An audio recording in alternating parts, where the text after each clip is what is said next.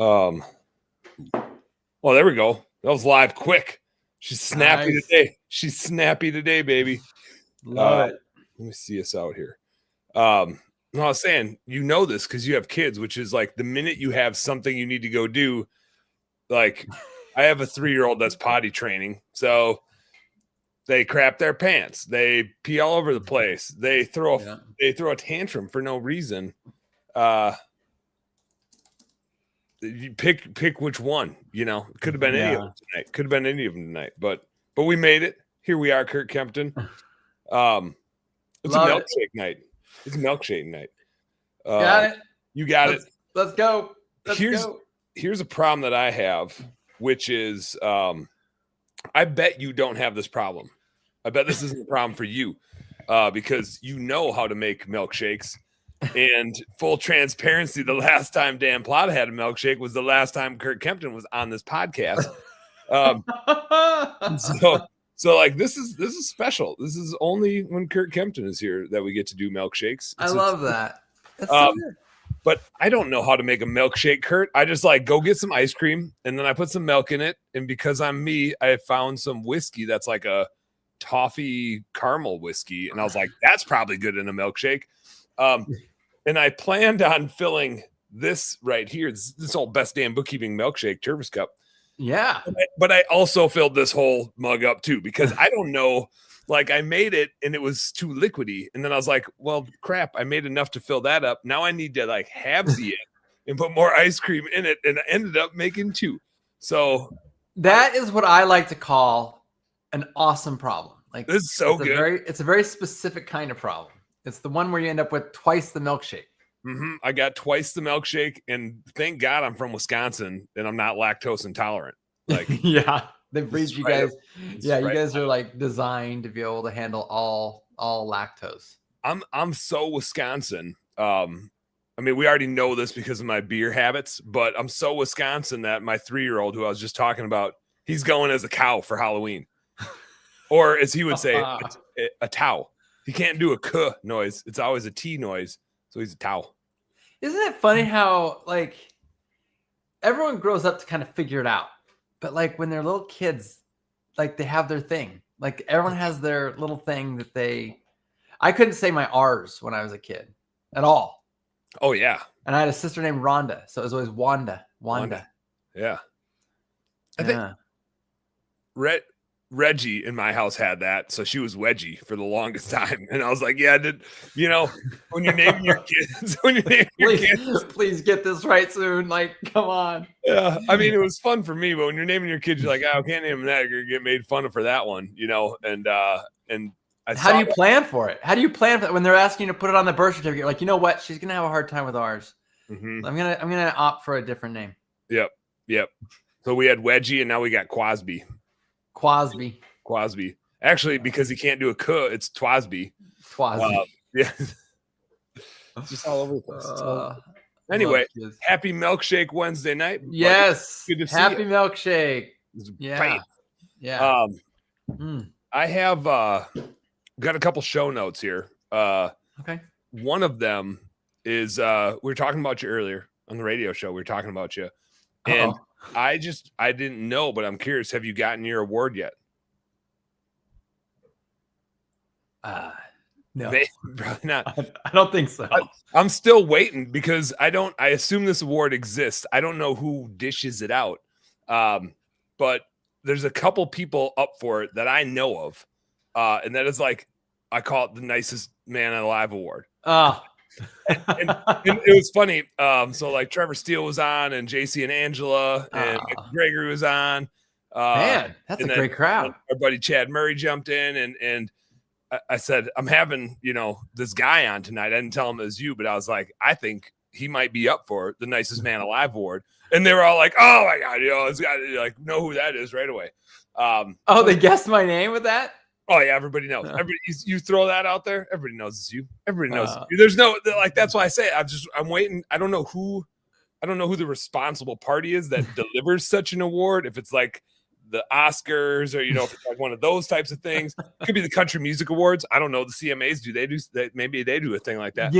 If it's gonna be someone, it'll probably be the CMAs. Yeah, probably that would be in their wheelhouse, right? Maybe, there is no uniform like small business owners association that I'm aware of, besides like the SBA, but I don't think we give a shit if the government thinks we're Yeah, they're not giving out nice guy awards, that's for but sure. maybe we need to start an awards thing for only small business owners. And one of them is the nicest man alive award. And I nominate Curt Kempton. Well, I gotta say, if I get that award, the first thing I'm doing with that award, I'm gonna polish it, make it nice and shiny. I'm gonna slam my kids' heads with it as hard as I can to tell. See, I've been telling you guys. I told you Dad was right. Listen, you need to listen. And also, hey, Trevor Steele, get out of my chat and get to the. Here's the thing: I have to do this every time I'm live. Is Trevor here? Trevor's here, but he's not here because he's over there. But he's where there is here for him. But he needs to get to the here that we're at because he's there as far as we're concerned. Nice. Which is there is my Facebook page, my personal Facebook page, and I go live over there just because that's where people expect me to be live. But I actually want you all to come to the Best Damn Bookkeeping Facebook page where I'm also live, or the Home Service Happy Hour YouTube channel is fine, or my LinkedIn page, which Andy Mashura is on right now, and he declares is the only social media that matters. What's up, Andy? Andy checking in. He says, "Oh, what's up, Curt and Dan? Nice hoodie. We got a yeah. I saw that hoodie. I got octopus ink on it. This black is octopus ink. How cool is that? That is like perfect. I thought squids do ink. They both do ink? Octopus and squid? What's the difference? I just said octopus. I assume it's the same thing. And I'm the outdoorsy guy here. I just assume. Well, maybe octopus does ink too. I don't know. But when I saw that, I was like, I think that's Andy's company. So that's awesome. It sure is. Trevor says they have a Nobel Award for that, but I thought that was like a peace prize. I'm not saying just go. I'm gonna go on the record right now and say I denominate Curt from the Nobel Peace Prize Award. He talked about bashing his kid's head in. I'm saying he's the nicest man alive, not peaceful. Like sometimes you gotta be a badass. You can't be peaceful all the time to be the nicest man alive. Let's be real. Okay. I almost got removed as the coach for the local mountain bike team because I insinuated in front of a lot of parents that the problem with kids today is they don't get enough punches. And the parents have really backed off and they got to really double down on punching their kids every day. And you wouldn't believe the kind of reaction that got. They didn't like that. I'm like, they don't have to be like 10 out of 10 punches, But it doesn't need to be like a broken jaw punch, but it should at least be like ow, like a Charlie punch. I looked over at my kid and I was like, because he was standing right there. I'm like, hey Baden, don't you think that me punching you every day is helpful? He's like, yes, Dad. Did he like do this? Yeah. It's a running joke at our house that we have to make it sound like our kids are super tough or something. Yeah. I mean, I do think our kids all need to toughen up. I don't they're growing up in a world that doesn't create the challenges that we grew up with. And I think our parents probably thought the same thing, right? Like that's probably every generation thinks the next generation doesn't have to go through the same hard stuff. They'll have their own hard stuff. But what we believe to be hard is our perception of difficulty is different. And I do think it's on us too, right? We insulate our kids from hard stuff all the time. And then later we're like, why do they whine about such simple stuff? And it's because we always did it for them. Yeah. We run into that in our house a lot. It's weird. The challenges they're up against these days are really weird stuff. And it's heavy stuff. The kids isolate themselves. Everybody, the introvertness, the kids that they do hang out with have anxiety, depression. It seems to rub off pretty heavily. And then they're all anxious and they never want to have some of these physical friendships that we had as kids. And it results in a lot of a really mentally tough place that's ironically not that mentally tough compared to you think I can climb that mountain and that's mentally challenging, but physically I push through.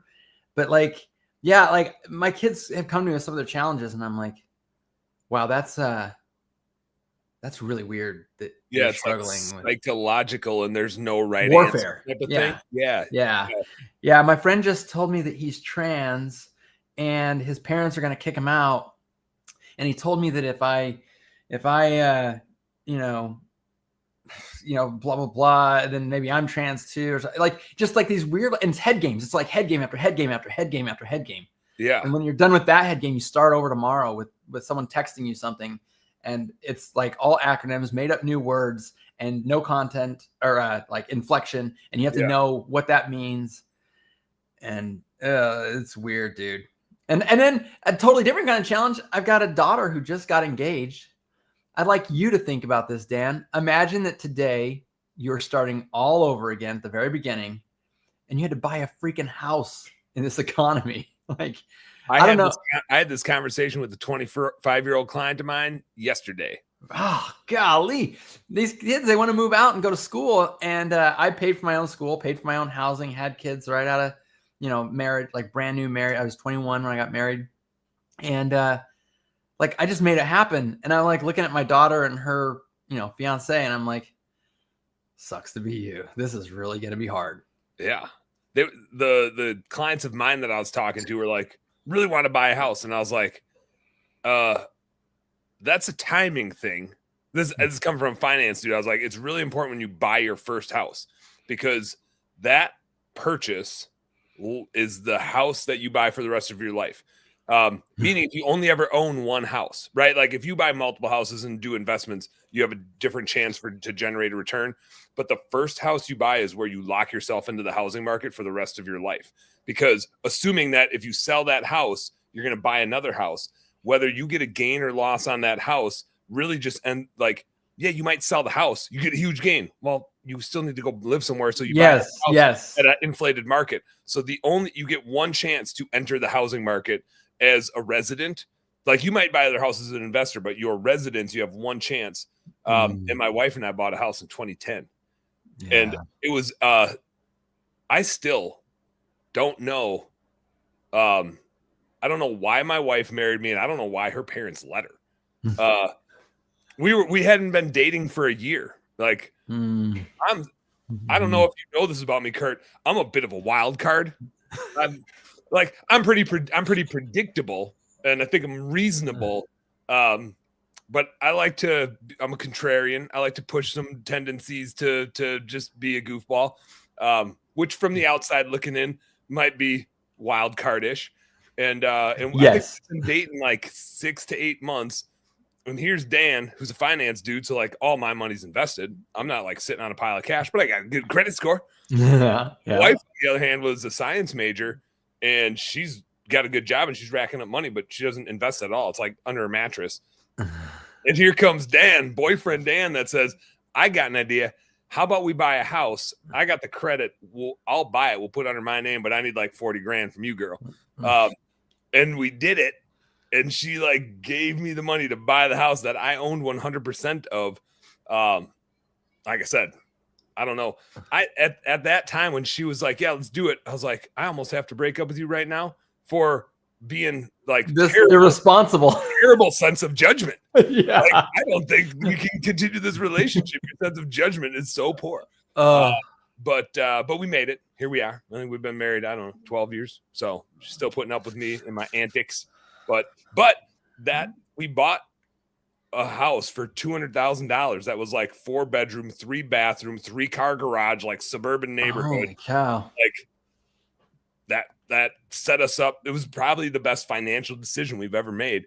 And I was trying to like glean that off to this 25-year-old. I'm like, don't just buy a house right now because you want to buy a house. Like, it's okay to rent for a little longer, to like get in when it's not at a really shitty market, whether it's interest rates, because then you're locked into that for 30 years and like you can refi and stuff. But yeah, like you get one shot to enter the housing market. Like, don't do it when it sucks. Was my lesson. Yeah. It feels like something's got to give. My story is not much different, to be honest. I mean, we got married in 2002, or we got married in 2001, but we bought our house in 2002. When you were 13? You're 13? How old are you in 2002? 21. I don't remember those days. That was too long ago. I know. I'm showing my age. But, dude, I had no business. I mean, I had to borrow money from Rachel to finish buying her ring. I mean, I was working at a bike shop. Hey, I can't tell you what I'm buying. Yeah. No, I had to tell her. I had to tell her. When I got engaged to her, I used a ring out of one of those, the quarter machines. Quarter machine. Inflation hasn't really gone up on those, but I think it's just because they didn't feel like making new slots. Yeah. Nobody wanted to reconstruct that. I had to use Scotch tape underneath it to make it fit her ring during the few months that her ring was being made. But yeah, I had no money. I was a full-time student. She was a full-time student, dental assistant. I was a bike shop employee and racing mountain bikes, thinking that, man, I'm going to make a real living racing mountain bikes. Like, here we go. Best mountain bike racer on the planet, riding around, drive-by punching people. Yeah. Yeah, that was my thing. Yeah. Mm-hmm. But it just, when we bought her, it kind of the same thing. But honestly, I just remember being nervous.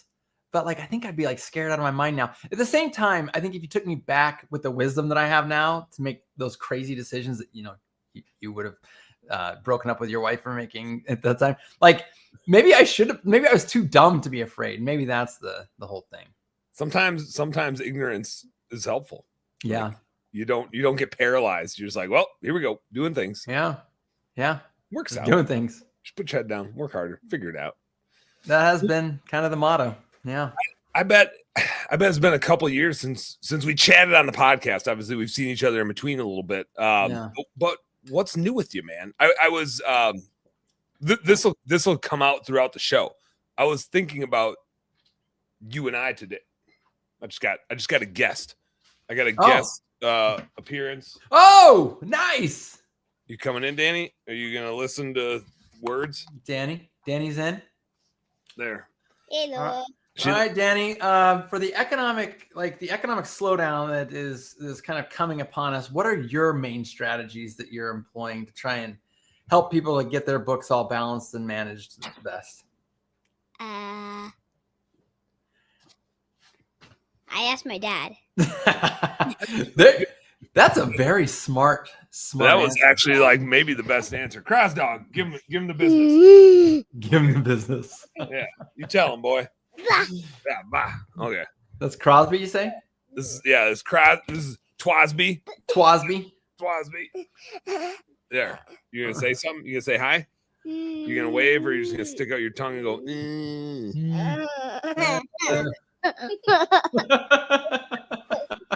You giggly boy. How about why are you grabbing your tongue? Okay. All right. Danny, can you go be a grown up and put your go be a grown up? That's a good. Hey, if you can't punch them, just tell them to be grown ups when they're like 10 years old. That's right. Oh, I can punch her all the time. She's actually like just a ball of muscle. She does the American Ninja Warrior stuff. It's not going to be too long before Danny's just like kicking my butt. Danny, I love it. Go get my. I hope you're enjoying this, Dan, because I remember my little girl being Danny's size, and now she's asking. Not asking. Her boyfriend came and asked me for my blessing in marriage, and I'm like, "What are you talking about? She's a babe. No, she's graduating from college right now." Okay, well, but yeah, but you don't understand, dude. I did when I was your age, but you sure don't. But you certainly don't. Yeah, it's crazy.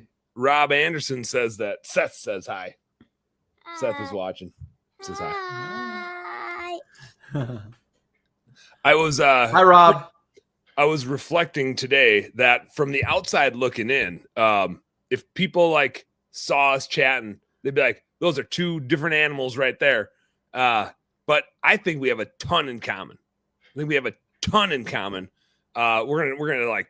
vet this out throughout the show. It's gonna be a theme that we go back to, I feel, throughout the show, because I think our principles are very well aligned. Mm-hmm. From the outside looking in, we're probably a little bit different, but here's my first one. Here's where I think you and I are just ridiculously alike. I don't know. maybe when you're at a trade, like when you're at Responsicon or Home Service Workshop, maybe then, but rarely do I see you without a smile. Like you're just wearing a smile, man. You're just cheesing all the time. Like you're doing it right now. And I was like, thinking about that. I was like, man, I'm excited to talk to Curt because the dude's always happy. And I was like, wait, like I'm kind of running happy all the time too. Like that's the world I like to live in. And I was like, man, and like I was thinking about this earlier. I was just like, Curt and I, like, we don't like from the outside looking in, we don't have that much in common, but I think we're a lot more similar than people give us credit for. I do too. And I wish they would. I really wish people more credit for our similarities. Yeah. Guys, stop pretending that Dan and I are separate people. I am so tired of everyone treating us like individuals. The hate. They hate us because they hate us. Oh, that's it. Yeah. Well, I will tell you that the smiles, it's not intentional. I just do. But like several people have pointed out, like, hey, can you just like frown for me? One of the things that I'm doing right now, and I wasn't going to bring it up on here because I'm not trying to like go after the home service industry by any means here, but I started a project of a podcast, and the podcast centers around sort of being a business owner and also sort of spiritual journey. And I'm doing that podcast with Melody Edwards. That is a good person to do that. I texted Melody today to get her on this show because I haven't come up with her in a heck of a long time. Okay. Yeah. So I'm not trying to like find the same people who just are business owners in this. I'm not trying to like use this podcast as some sort of home service thing. It's in a lot of ways probably not even a good fit for a lot of the people in the industry who don't care about maybe stuff like that. But the people who do, like, it's a really deep subject, and we get really like into the like weeds and down deep in the heart, what you actually think. And it's really fun because, as happy, smiling a person as I am, it gives me an opportunity to like really like go deep. Yeah. And stuff. And I think we're so busy as business owners, like, and this is okay, but our life kind of has to revolve around everybody else. We're constantly, and I think this is another thing we have in common. This is like immediately popped into my mind when I was thinking about this earlier. We go as far as we can go to like make sure our employees are happy, make sure our customers are happy, make sure our families like getting the support. Like we have a lot of, for me, there's one other angle, which is like, make sure I get out hunting and fishing all the time. Well, for me, it's mountain biking. Yeah. Same thing. Kind of. Yeah. Just getting outside, exercise.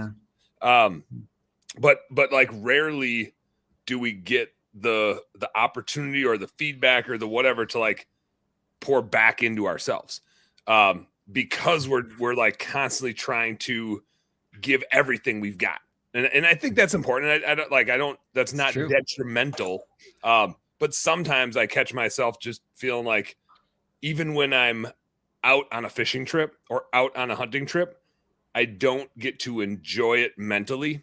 Like I reminisce on it and find a lot of fun in it, and I wouldn't take it back. But like I have a hard time disconnecting from the things I'm leaving behind. Like if I'm out hunting, I feel like I'm letting my team down, letting my customers down, letting my family down. If I'm with my family, I feel like I'm letting my customers down. I'm letting my hunting buddies down.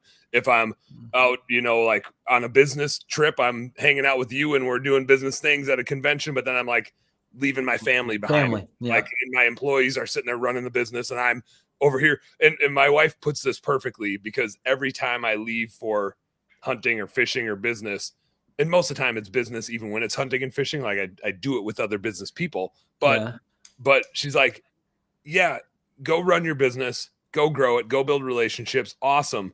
But don't try to act like you're suffering. You're going and drinking beer with Rob and all your best friends. So you're not like, yes, you're going on a business trip, but like, you can't act like you're suffering. And I'm like, but I am still leaving behind things that I care a lot about. And so you always kind of, and I think the spiritual side of it is tricky too, because that's so important to like feed yourself.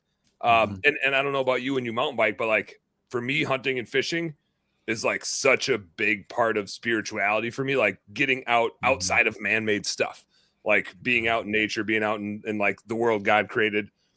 and you get like, there's no interference. There's no roof over your head. There's nothing separating you from realness. Yeah.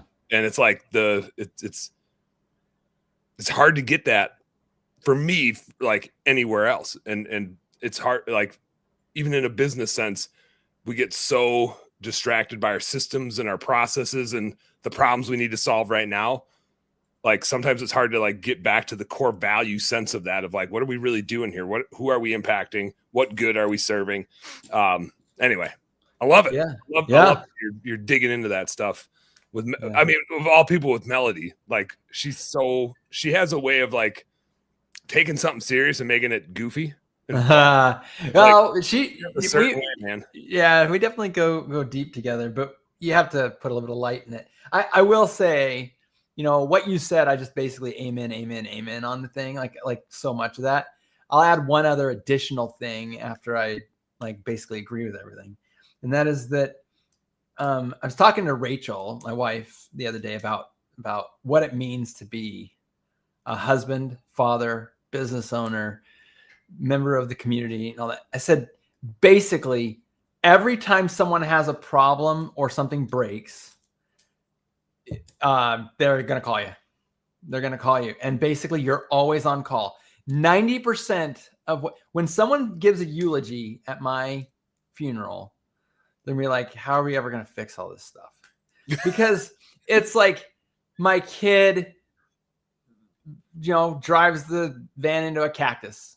Okay, gotta like figure this out. What can I That fix? is a problem we don't have in Minnesota. Well, the moment I walk in the door, my wife needs the computer rebooted to figure out like why she can't make this thing turn on. So I go do that. But then an employee's hit me up on Voxer about something like, hey, it looks like our Facebook page disconnected from the thing about it. And I'm like, well, talk to someone who knows anything about Facebook. I don't know. Hey, Curt, it looks like my plastic thing broke. Can you epoxy this back to, like, I just feel like when I go to bed at night, if I lay there instead of counting sheep and just counted all the things that I fixed during the day. So I told Rachel, I said, I'm not complaining because it does make me feel useful. And I think it is important to like, I love it. Like it's an important part of being a man. Mm-hmm. But I said, I think a lot of people think that men are protectors and providers and all these other things, but we're like, fix my stuff, dude. Like, and don't make me wait a long time. Yeah. Yeah. I can't, why isn't this working yet? When is this thing going to work? Yeah. I have two things to quick hit on here, which is, Danny, you should go to bed. Aww. Dude, Aw, come on. What? You're sitting in bed already? you don't have school tomorrow, so you can chill here. All right. Now we're talking. Yeah. She's not like, today I had all 3 kids at home while I was working. That like, it was. That's why you want bedtime right now. You're like, Yeah, I'm just like, I've been, but this is great. This is great. So our fridge has like the double doors on it, but the one door has a flap that like when it shuts, it's got like flicks a spring. itself. Yep. Yeah, like flicks itself in. Well, that spring broke. And so like it would still work, but sometimes you would go to shut it and the flap would be open and just kabam. Like, I mean, just Yes, like I'm surprised the flap didn't just I fixed this. I know what you're talking about. That I have gone through, and I just tried to order parts on Amazon with the right part number, and like the spring was never the right size. Yeah. Then I was pretty sure I got the one with the right size, put that in there, but to get it in there, it has to like bend a little bit, and then it doesn't work, and the flap doesn't shut all the way. It's like kitty open a little bit, and so when you shut it, it's like kabam, and it just couldn't get it. And finally tonight, I was just so like I literally took the spring back out. And so the flap is loose. It's just floating in the wind. But like, and so like 4 out of 5 times it closes fine, but 1 out of 5 the flap opens up and you crack it into the other door. Mm-hmm. And so, what are you about? It's all like statistically driven. Yeah. And so tonight, like we didn't have kiddo sports. We didn't Crosby screaming, but that was pretty much the only distraction tonight was him screaming and crapping his pants. But so I just finally like got so sick of the spring, and our house cleaners are coming tomorrow. So we're like, you know, I'll say organizing stuff, but we're really just trying to hide stuff, like jumping in there. The house cleaners are coming. Hurry, clean the house. Yeah. Oh, you know how it goes. And so one of the things that was on the counter that I was like, my wife's like, we got to do something with this thing. And it was the spring that I had tried to put in the door multiple times, and it just bends. And like, to get it in, you have to bend it. And once it's in and bent, it doesn't work right. And so, is it an LG by any chance? I think it's a GE. Oh, because if it's an LG, I could tell you the trick on how to make it work. But you throw it out and buy a new one then, right? No. But so I basically like a couple sets of pliers, and I unraveled the spring, like a full unravel, and then cut it and bent it. And I had to do that a couple times, and I got that baby in there. No. Bam! Nailed it. Worked?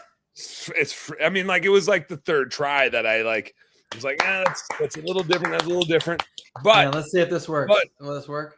It doesn't work on here. Oh, it doesn't do it on the StreamYard. But the best part about it is Marty thinks it's hot. Yes, and honestly, that's why I'm not complaining. Like, I cannot tell you. It works really good. Yeah. I'd say earmuffs, but that doesn't really work right now. But it is the most interested in me she gets is when I rebuild a fence and fix a appliance, mess with the dryer a couple times, got that working a couple times. Like Dan the repairman, that's her favorite version of Dan. I fixed one of my wife's earrings one time, and I will never pay for an expensive vacation ever again. That was like, whew, I'm still recovering from. She was very grateful. I couldn't believe how grateful she was for that. It's an important earring. Yeah, it really was. So yeah. So I like we just got to go fix stuff. I like being a man, and I like thinking about stuff. Like my son, he's 18 years old. My son says, "Dad, how do you know how to fix all this stuff?" I said, "Well, first of all, YouTube. Like YouTube's got everything." Because I know how to search on YouTube. Yeah, but then I said, second of all, like, once you understand how something works, like you're not even limited by like the parts really all the time. You can you can make your own part. Yeah, problem solve it. Yeah, find a thing like you did. Yeah, like take the wrong part and just start bending the hell out of it. And if it doesn't work, that's why you bought the 5-pack, baby. Let's try this again. Flip this baby over, try it again. If they're selling those springs in 5-packs, that tells you everything you need to know about those doors. Actually, that was the first pack that I bought was the 5-pack. That next I bought the 2-pack, thinking like, oh, they only give you 2 tries here. These ones are better. Like this one's a lot more sure of themselves. Yeah, and oh gosh, I did get it on the second one. It was the second one. Oh man, because the first one I was like, still doesn't work, and by then I was messing with the second one. I was like, I'm just gonna have to plotify this thing. Just gonna have to make it my plotify. Well, yeah. So Danny, you're a plotta, right? So tell me this: are you gonna be the one who needs somebody, the damsel in distress that somebody's got to fix everything for, or are you gonna grow up to be the one who fixes everybody else's stuff? Which of the people are you gonna be? The first one. You're gonna be the fixer, or the damsel in distress, or the damsel in distress. Yeah. Oh, you're gonna be the damsel in distress. I don't know. I disagree with that. I think she's being funny, but Danny is if something needs to be picked up, if a chore needs to be done, Danny's like on it. She's our oldest. So she just like, if work needs to be done, she can buckle down and like get stuff done, whether it's roll up the stuff, sleeves, whether it's chores, whether it's whatever. Does she change diapers? Danny, do you change diapers? Sometimes I change my brother's diapers, but not mostly. Not most of the time. Yeah, it's a little slow clap. We can just 2 clap. Yeah. Okay. Well, I was hoping, based on what your dad just said, I was hoping that you were going to say, heck yeah, if one of my brothers needs help, I jump in, I get it done. No. I'm not that kind of big sister. I'm like if it's convenient, if it fits my schedule, if I'm up to it that moment, then I'll help. Yeah, she does. Depends on the mood. Joe Devino checking in. Well, Rob Anderson checked in. Now he came to the right spot. Skip earlier said that's the same answer your dad gives. Oh. I don't even remember what the context was, but it was funny. Rob said, drinking with me makes your kidneys and liver suffer.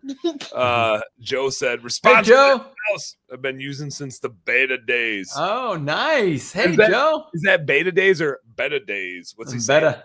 Well, in rapping? software, you do have to make sure you pronounce it just right. That's right. That's right. I've seen beta days. Said, wouldn't go without it. Thanks for building something great, Kurt. Thanks, man. Rob says, my daughter sent me a reel where the daughter is texting her dad because she thinks her husband isn't fixing things properly. That is like every man's worst nightmare. I remember when Rachel and I first got married, and we were in it. So the first house, we bought a house. We first lived in an apartment, then we bought a house, then we got pregnant, and I freaked out because I still hadn't finished school yet.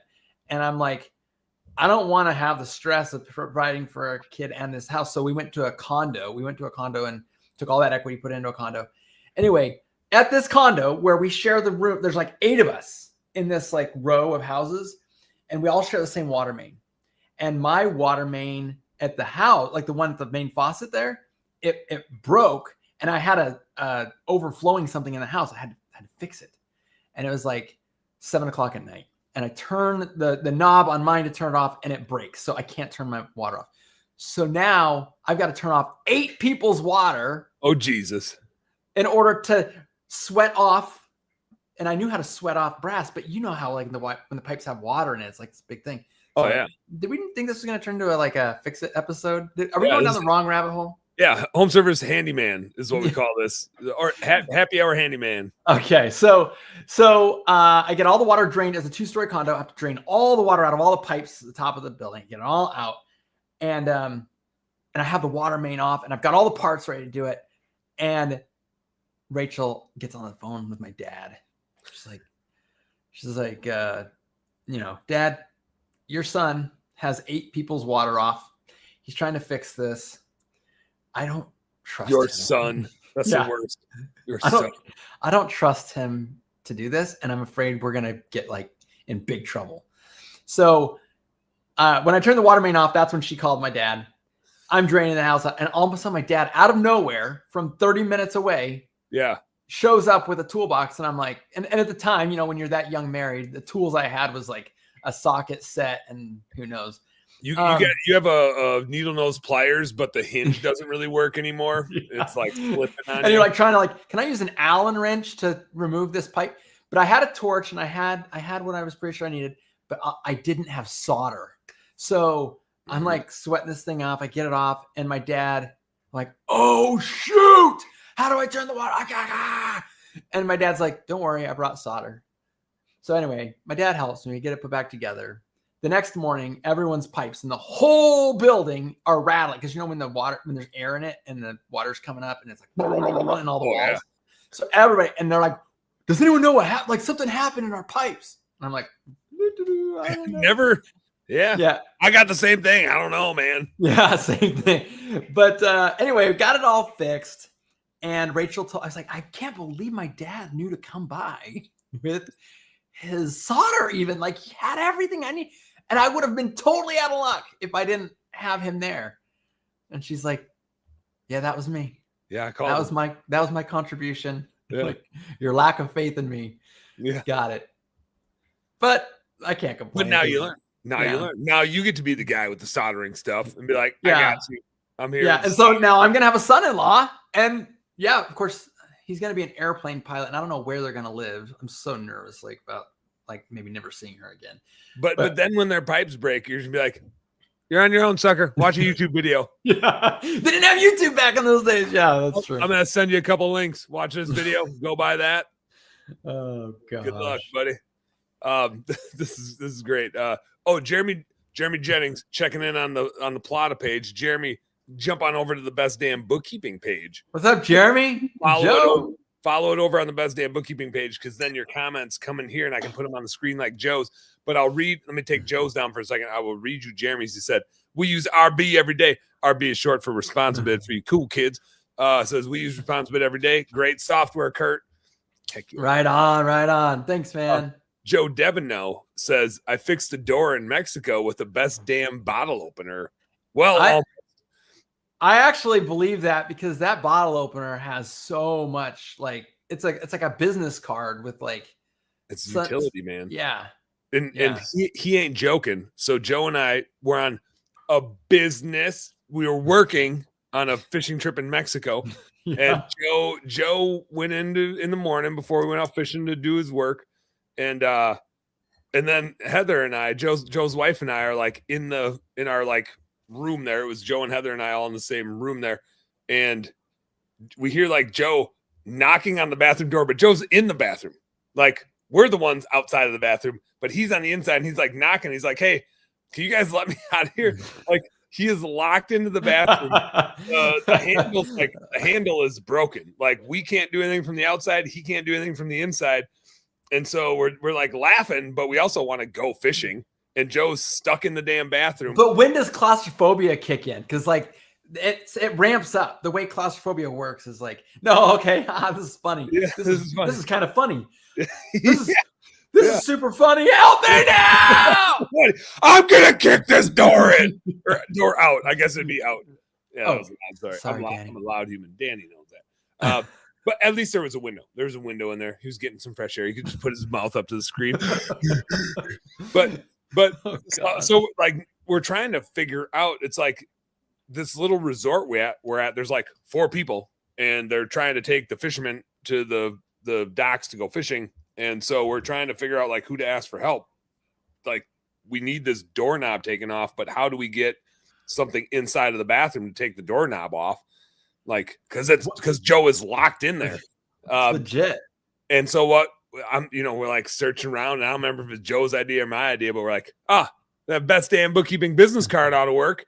And so I slid it under the door for him. Good. And he used it to pop the hinges up. And we took the whole door off. Dude, that's awesome. And then we went fishing. Yeah, necessity, man. It was a problem that needed to be solved. I actually remember getting that card and thinking to myself, man, that's a useful card. Like, this is like, keep this thing. Rob Anderson said, well, Joe said it was close. I almost became Kool-Aid man. Yeah. Rob said, Joe's size, it's not claustrophobia. It's calculating how much replacing the door hinges will cost. It was not a solid core door. It was just like that classic flimsy cardboard. Yeah. So I think it would have been a shoulder and Joe would have been out of there, but the frame would have either the frame would have busted however many pieces, or the door would have just broken half.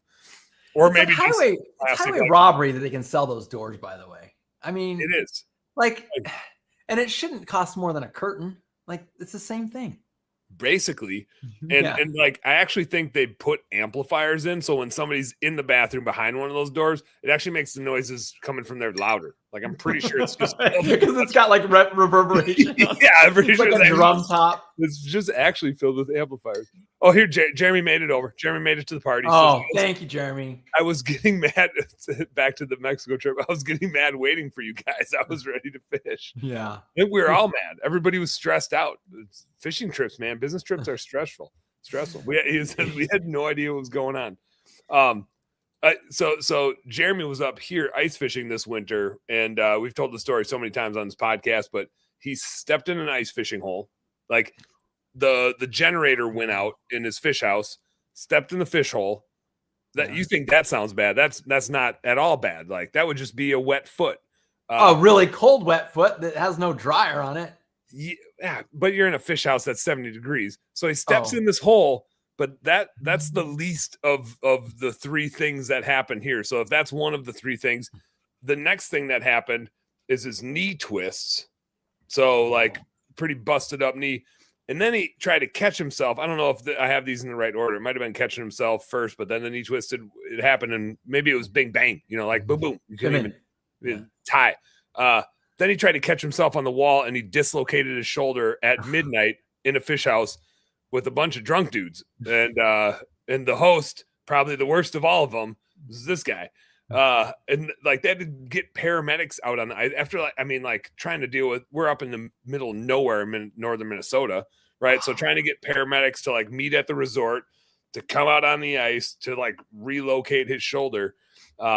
So we need to have a flawless fishing trip coming up here. We got to break this streak. We got We got people twisting knees and dislocating shoulders. We got people getting locked in bathrooms. Like, you know, when's it gonna end?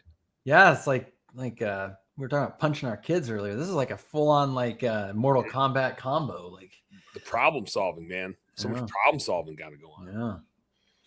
Well, it sounds like a lot of fun actually. And I know a woman could be listening and thinking, he just said all that, and then Curt said that's fun. I think that's another part about being a dude is that you're like, that sounds like a lot of fun. Actually, it's all fun. It's all good.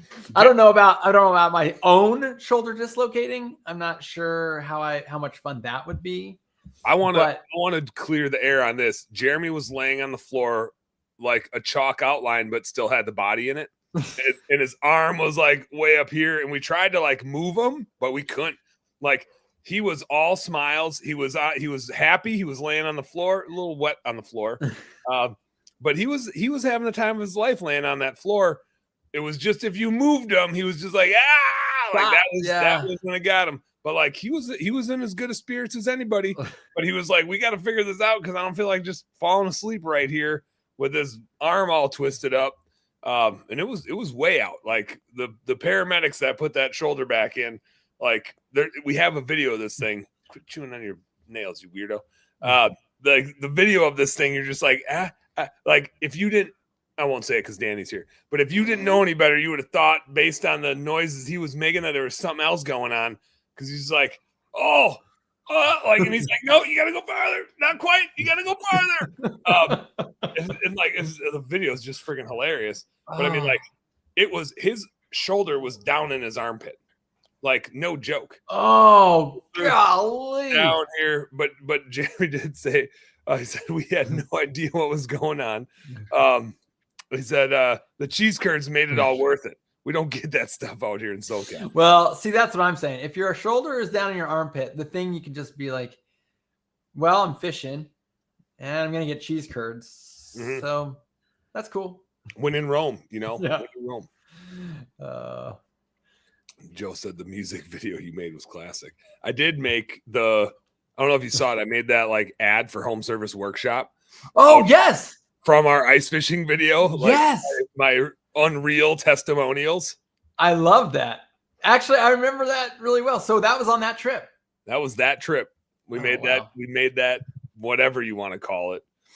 I think commercial be what I would call that. The greatest infomercial because it had a lot of social proof in it.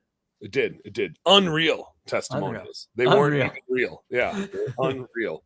Absolutely. Danny, you got to go to bed because my leg is falling asleep, dude. Like, okay. You are not. All right. See you later, Danny. You just built. She didn't hear me. Curt says, see ya. Thanks for hanging out. See ya. See ya. Bye. Kids are great, man. I'm so glad. I'm so glad to see like that little reminder that kids used to be little and cute and all that. Yeah. Like she's starting to have bigger kid tendencies. And it's like, oh man, I feel like, I mean, she's 9.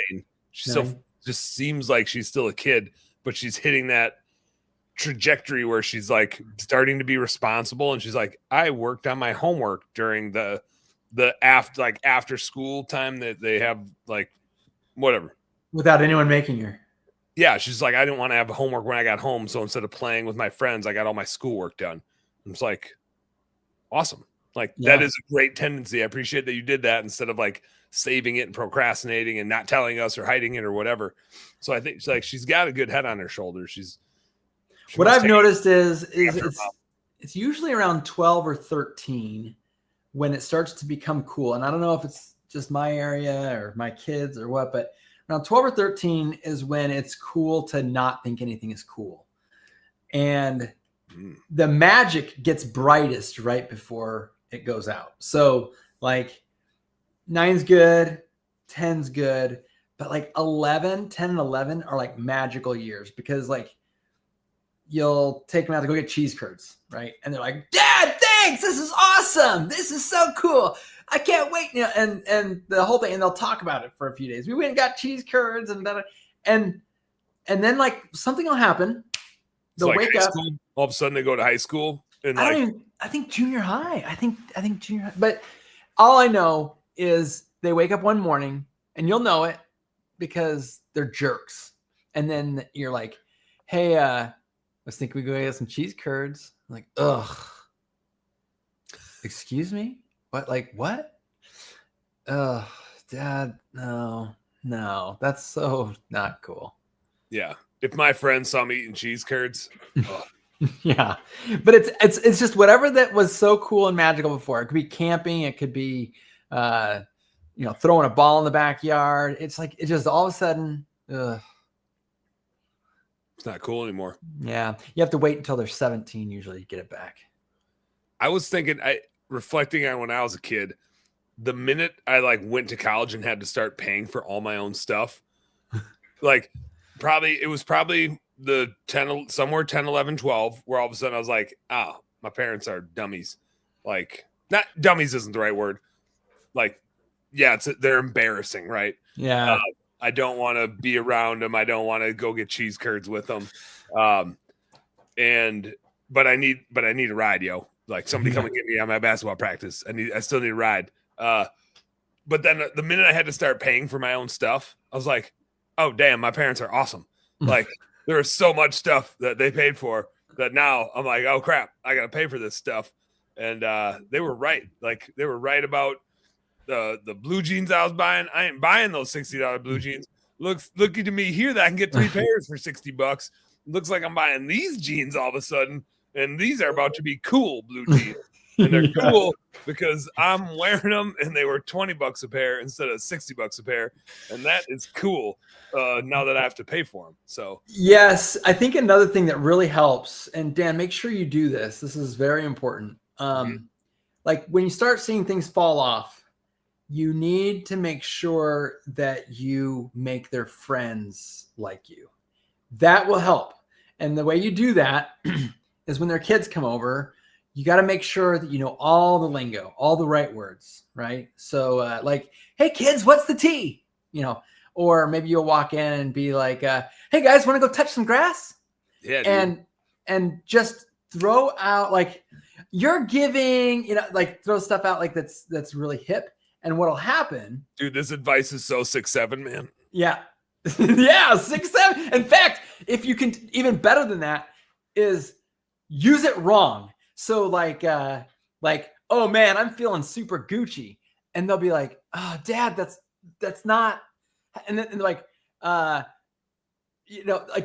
So I just did that one. So, I go, guys, I'm feeling so 6'7" because I could really 8 right now. And they're like, oh gosh, Dad, please stop. Stop. And I don't know. It works because what happens is the kids' friends like you, and then you're like this, like in a museum, like a piece that they would show. And, oh yeah. Yeah. And so you're a topic. Yeah, you're a topic. So yes, 6'7". And I'll admit to you that I don't exactly know what it means, but I'm sure I can use it wrong. Nobody does. That's the beauty of it. I have yet to find anybody that can explain to me what it means. Cool people and uncool people like us. Nobody nice. Yeah, nobody knows what it means. Which frankly, is right up my alley. Yeah, 100%. 100%. Mm-hmm. Right up my alley.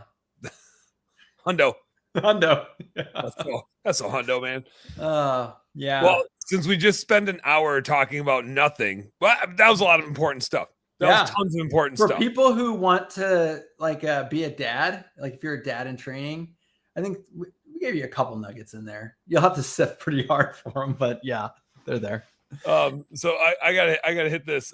Joe said junior high is where I seen the change. Oh yeah. Unless you hit him with 6'7". See, when the student is ready, the teacher will present themselves. Skip says, "WTF? Are you saying? I have no idea either, Skip. I have no idea. Skip's got kids. Skip, don't your kids 6'7"? Don't yeah. Come on, 6'7". He says Skip just hit him with the 921. I had this is just gonna make me sound like a total idiot, but I love it because that's what I'm all about. We were driving, somebody made a 69 joke, and I was like, nah, I'm not into that sort of thing. I'm more of a 96. And I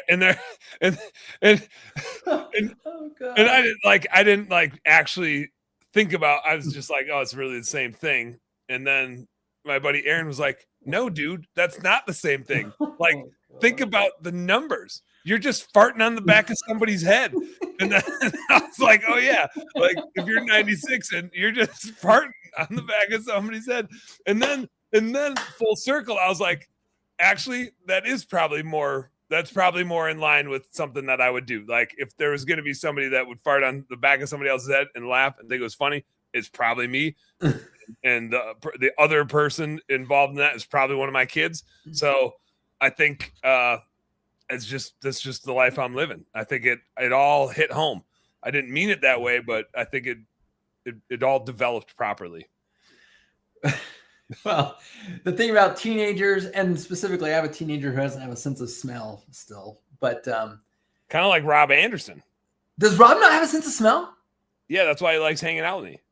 Like, I'm pretty no, sure. That's bad taste. He just has bad taste, not smell. I thought the two were connected. Oh, they could be. Yeah, they are. My wife must have a terrible sense of smell too, then. Yeah, and she's very irresponsible, as we've already established. Super irresponsible, poor judgment, bad taste.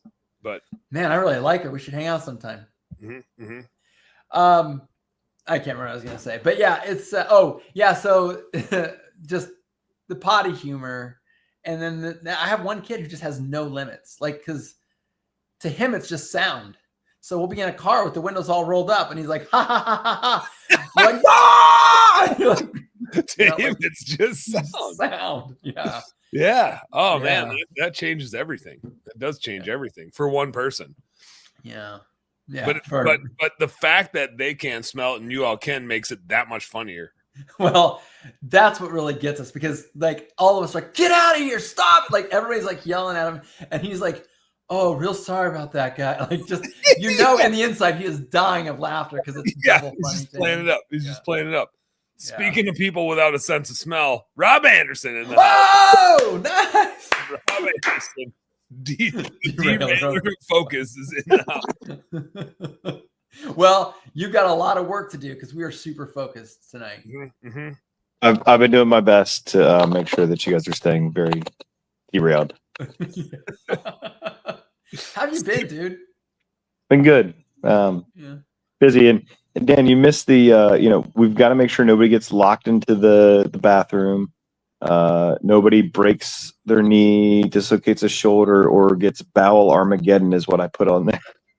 I did miss out. Oh, but you put it on my personal chat. It wasn't in the Best Damn Bookkeeping chat. Hey, I've just clicked on the thing that showed up on Facebook first, so that's what I did.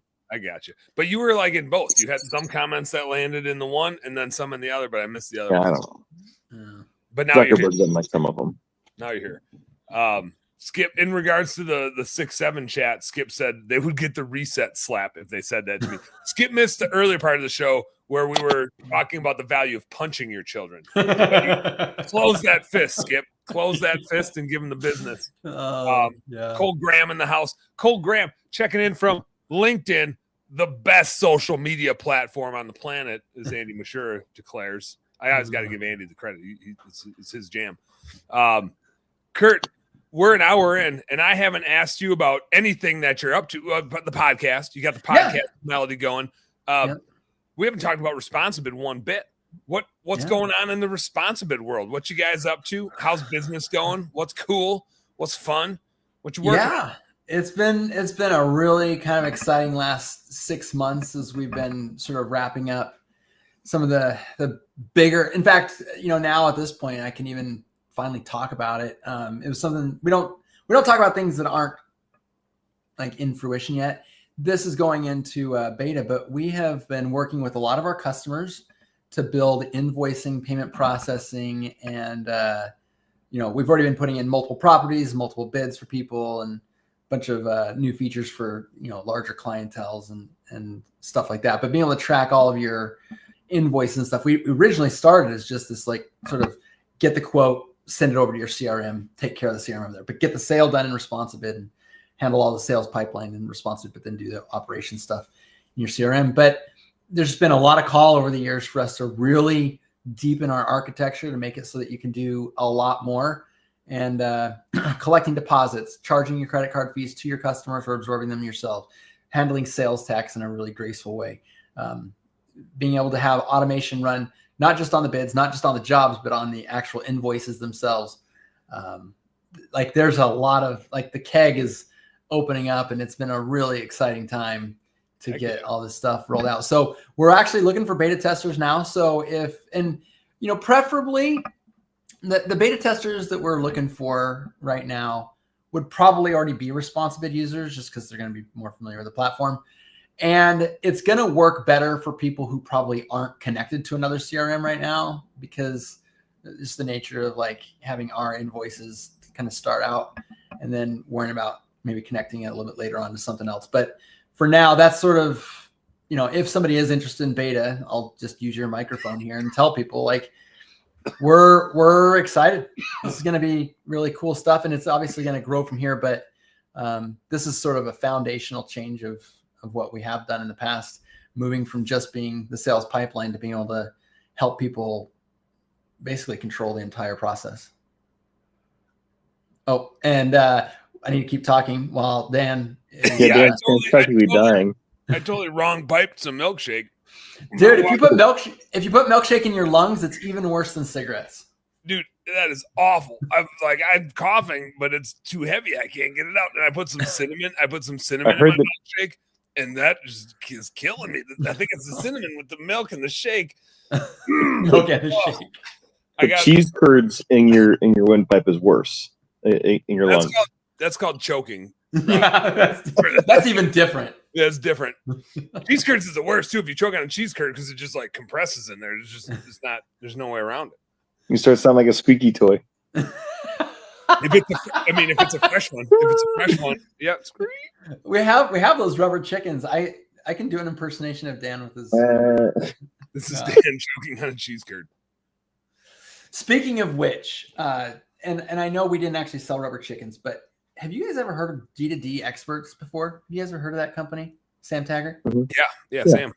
You guys, I just had a crazy experience. I want to share with you guys. This is totally crazy. Bring it.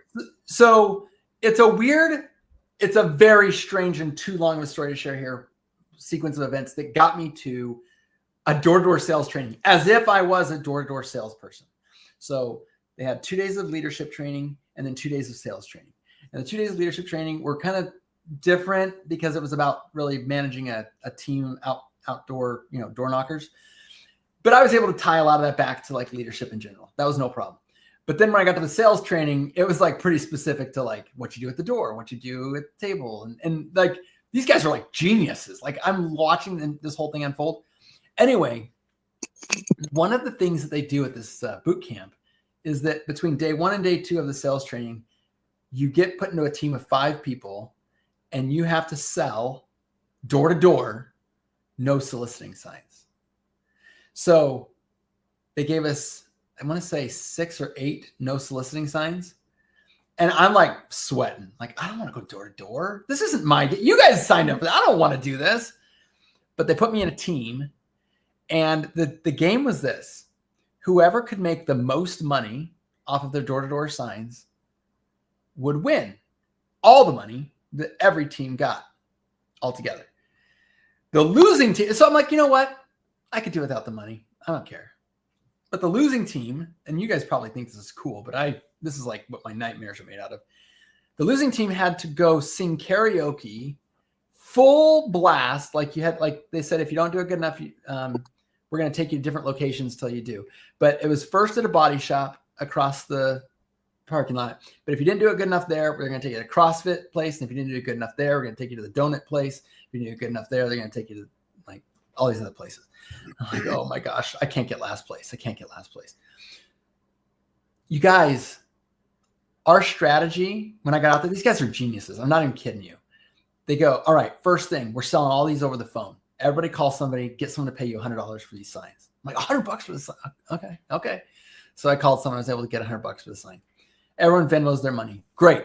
We take all that money to Home Depot, and we buy every no soliciting sign they have at Home Depot.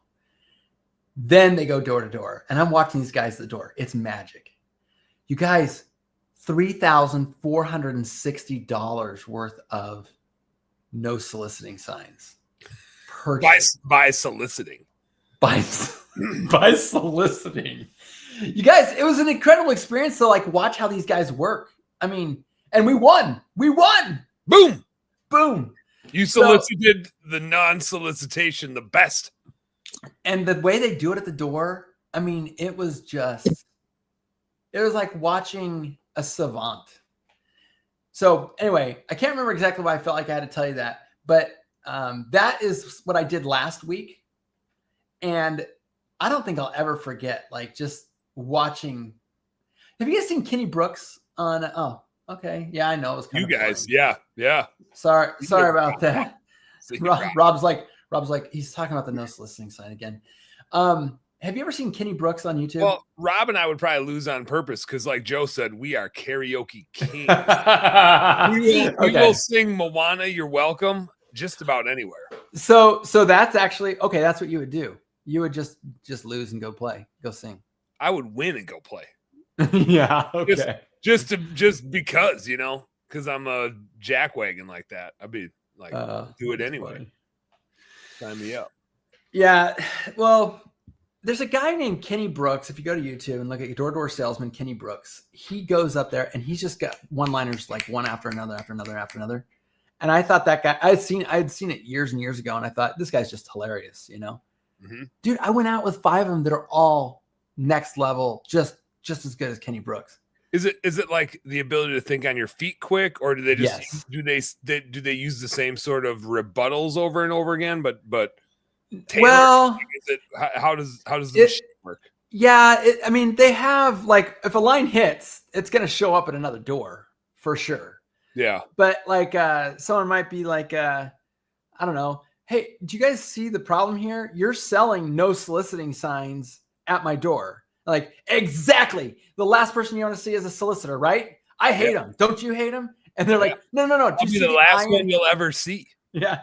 You see the irony? You're literally the part of the problem. No. Here's the difference. Everybody else that comes to your door, they don't have a foundation like I do. I have a foundation that all this money goes to educate people. My kids are going to go to college, so they don't have to become door-to-door salespeople. So you're going to stop door-to-door salesmen from being perpetuated through my line, my generation. And if you buy 2, it comes with free install. I will actually install them for you. And like they just roll past it and like, wait. How much are they? Well, here's the thing. It'll probably save you thousands and thousands of dollars. I mean, what's like, and they go into this whole like, I don't know. It's just, it's pretty magical. I wish I was good enough to even replay it for you. One of the guys was all dressed in pink. He wears pink overalls, pink long, like a fishing shirt and a cowboy hat and boots. And that kid, he was probably 20, 21 years old. That kid, his mouth never stopped talking. Like just, how about now? Nope. How about now? Like just, it was like watching an auctioneer sell. Yeah. It's crazy. And like when you see somebody walk up to the door, and I do not like to be sold stuff. When you see somebody walk up to the door and you know they're there to sell you something, it's just like, oh God. But like when that guy walks up to the door, you're like, check out this son of a bee. Yeah. I gotta see what this guy is here to talk about. Yeah. Hey, I've been hearing about the big problem in the neighborhood. Stupid idiot door-to-door salespeople going door to door. Have you been hearing about this? Your neighbors are talking about it like crazy. Yeah, that's been a problem. Yeah, I know. And I see you have a no soliciting sign. You're probably still getting people knocking on the door, right? Yeah. Like right now. Exactly. It's 2 signs. People don't understand. 1 sign means I'm not so sure. I'm probably a pushover. 2 signs means you're going to get shot. So like that's what we wanted to say. We want to send a strong message. Like they're just going crazy. Oh, it's hilarious. It is a beautiful thing selling non-solicitation signs. Yeah, like it's $3,000 worth of them in one night. Like, cow. What were they going for? What was the average price? Someone paid $500. They got one guy to pay $500 for it. Lots of them went for $100. Lots of them went for $100. Really? Yeah. Some of them went for like $2. Like they're like, what will you give me? Listen, all you're doing is I just want to help you. I know it's going to save you thousands of dollars. Some people are paying $500. Some people are paying $100. It's really just what it's worth to you. I just want to, you're basically whatever you give me is going to help me to get my kids into college so that they don't have to be door-to-door salespeople. That's what we're trying to do tonight, right? We're just trying to end door-to-door sales. So you know, I guess it just depends. How bad do you want to stop it? How much do you want to pay? Like that was kind of their Hell spiel. yeah. That's funny. Yeah. What would you pay? I don't know. Well, I knew it was all big gimmick the whole time, so it wasn't that appealing to me. But like, I don't know. Like if I was on the other side of the door, I don't know. Once they reel you in, at some point you're just giving money to a dude. Like you're just like, Yeah, you're cool. I think I wouldn't pay for the sign. I would pay for the entertainment. Yeah. In fact, we stopped the car when we were in the Home Depot parking lot. We bought out all their Home Depot the signs, and like every car that drove by, they're like, hey. One lady's like, I'm a real estate agent, and he's like, look. Look, I know how you operate. You operate off of commissions and all that. What we do, we have an affiliate program. It's a lot more than a 3% payout too. This is actually, a lot of people are considering making this their job. You bring us somebody to buy a sign, we'll give you 50% cut. A 50%. You're a realtor. You've never seen 50% in your life. I'll give you 50%. No questions asked. You just bring me a person to buy this. And then like there's like people in the back seat of the car, and there's two couples, like one in front, one back seat. Like, so let's sell them. I'll give you your cut, and then they can sell you. I'll give them their cut. And before you know it, like the lady's like, look, I'm not buying your sign, but here's $200. Okay, well, here's $100 back for your 50%. Yeah, exactly. And that's what he did. He's like, okay, so you want to Venmo me 200 and I Venmo you back one, or do you have cash? How are we gonna do this? She's like, here's $200. Please leave me alone. It's so funny, dude. It's pure entertainment. It's pure entertainment. I love it. Yeah. Joe threw out here. Who was it on YouTube? Kenny Brooks. Kenny Brooks. Yeah, look it up. It's exactly what Dan said. Like people were buying not what he sold; they were buying the entertainment. Oh yeah. Cole Graham says we got to do some bookkeeping, is what Cole says. Yeah. He said, also got to get my guy Kalfas on the live. I think Keith is lined up next week or the week after. I forget which one, but the man, the myth, the legend, Keith Kalfas is coming on. I am the guy who was on the show that Keith Kalfas is on. He's gonna be on. He's not on it right now because you would know if he was here. Because the way that's a lot of handsomeness in one place. Listen, be tough. I'll be telling my wife when she gets home, like, hey, you're married to a dude who is on a show that's the same show that Keith Kalfas gets on. Keith will be here. I need to I go in spurts of like being like, I need to get people on the show. And you were one of them. I was like, I haven't talked to Curt in way too long. I haven't talked to Keith in way too long. I haven't talked to Melody in way too long. I got to get Ryan Lee back on the show. David James was in the house. Dave Mormon is coming on the show in a few weeks. There's a few outdoor personalities that I've had on over the years that are like in the hunting industry, but it's been too long since I had them on the show. So I got to like make the rounds again. One of the people that I got to have on, and I haven't reached out to him, is Sam Taggart. Like I got to get Sam on the show. Dude, he's gold. It'd be so fun to chat with him. And like part of this is not a surprise to anybody that's ever watched this show. Like, yeah, we talk some business stuff and there's some like lessons to be learned. This is an entertainment podcast. Like this is a business entertainment podcast. We're here to have fun. We're here to have a good time. We're like, when I have guests on the show, I'm not like, let me put the screws to them and like trap them with questions. I'm like, let's vibe and let's see what we got going on. This is a fun show with fun people and fun conversations. If you don't like having fun, go watch something else because this ain't the place for you. And I just think Sam would be a hell of a lot of fun. Like he is a lot of fun, but he can't keep the wisdom in. Like the wisdom is constantly pouring out. Yeah. We'll take it where it goes. Andy Mashur checking in says, I've gone door to door for several less than great politicians. Somehow going D2D for my own business. Way worse. Andy, what are you talking about, dude? I will say, selling your own stuff, like, I don't know if Andy has the same problem I do. I mean, this is something I should probably go to therapy for, but like to me, when I beg people to buy my stuff, it feels like just so wrong. Like, hey, it's not enough to just do good work and bring people to me. I'm actually having to beg you to do to buy my stuff. Well, a dirty politician actually is worse than that. Like if you're like, and he says less than great. So I don't know exactly what that means, but it's just funny how like Like the merit of what I do should be enough. So I'm not begging anybody. I don't want to be that guy. Yeah. You know what I got. If you want it, let me know. We'll talk about it, but I'm not going to chase your ass around to beg you to buy my thing. Of course, I got people that want it. Sam Taggart would tell you that, oh, wow, I didn't know you had such a huge ego. My gosh. And you're like, what? Like, yeah, you're such an egomaniac that you can't bring yourself to be humble enough to tell people about, like, share the thing that you think is great. And you're like, so you're saying I'm an egomaniac? It's like, oh yeah. It sounds like you're a really big egomaniac. I'm like, dang, Sam. But as Sam says it, this is the words he uses all the time. I'm just calling a spade a spade. That's what he always says.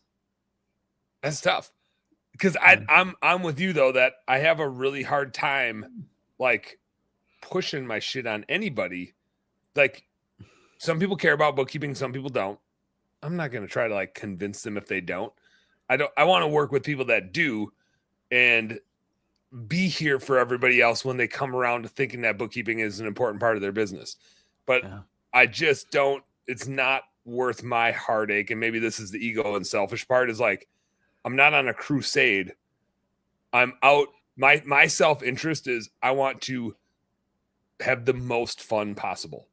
And it's not enjoyable to me to go sell stuff. It's really enjoyable to me to help the people that want what I have, but not to go convince people that they need what I have.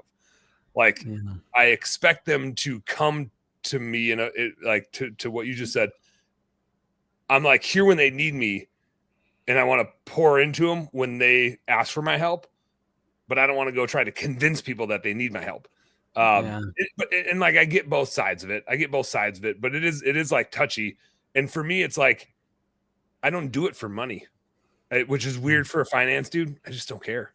Like, I'll be fine either way. I don't need more money. I do need to go hunting and fishing more and have more fun. And I got 4 freezers that need to be filled up because my family needs to eat. And I want to make sure that whether I'm doing business stuff or family stuff or outdoorsy stuff or spiritual stuff, that I'm having as much fun as humanly possible while I do it. Because life is short, and that's like the angle that I control. And it's super important to me that Kurt's smiling and I'm smiling and you guys are making comments and that we're having a good time here. Like, we can do serious stuff. Yeah. But we better like the hell out of it. Because like, life is short. If we're not liking what we're doing and having a really good time doing it, then we're doing the wrong thing. So like, focus on the thing that brings you the most joy. And if the thing you're doing brings you the most joy, then simultaneously that allows you to bring other people the most joy, because you can't bring other people joy if you're not there. Like, you truly can't, right? When you're in a bad mood, you're not bringing anybody's mood up. Like, when you are in a bad mood, it's infectious. Everybody gets it. When you're in a good mood, it's infectious. Everybody gets it. So like, you got to be doing stuff that puts you in a good mood, because nobody else on the planet deserves your shitty mood. Yeah. Like, we've all been there on the back end of somebody's bad mood. Especially when they don't tell us they're in a bad mood, they just express their bad mood towards us. Yeah. Nobody wants that. Oh, that's like the grossest feeling. Yeah. Oh, it's so bad. It's so bad. It's funny you say that too. I was just having a conversation. I think it was with my son. I was just talking about how, like, you don't hang out with a butthole and bring them out of being a butthole. Like, typically what happens is they bring you down. And it's just funny because, we think that we're hovering around people, like trying to help them and lift them up and stuff. And oftentimes your best intentions, it's not to say we don't lift people when we can, but especially if it's 2-on-1 kind of situation, like, you can get it. It's a lot easier to go down the hill than up the hill. And I learned that. I think it was a couple of years ago. I was having a pretty rough time. Actually, Responsibid, we rolled out the new customer profile and we made it public, and we didn't have an option to roll back at the very first outset. And we thought it was good, but we'd done a lot of testing, and turns out that there was just so many different use cases people were using that it ended up being very bad. Like, it was like horrible. We rolled out this a software update, and basically we're so excited that it's coming out, and everyone has to have it at the same time. We don't have a way to like meter it out, like as a big database migration, and then everybody had it.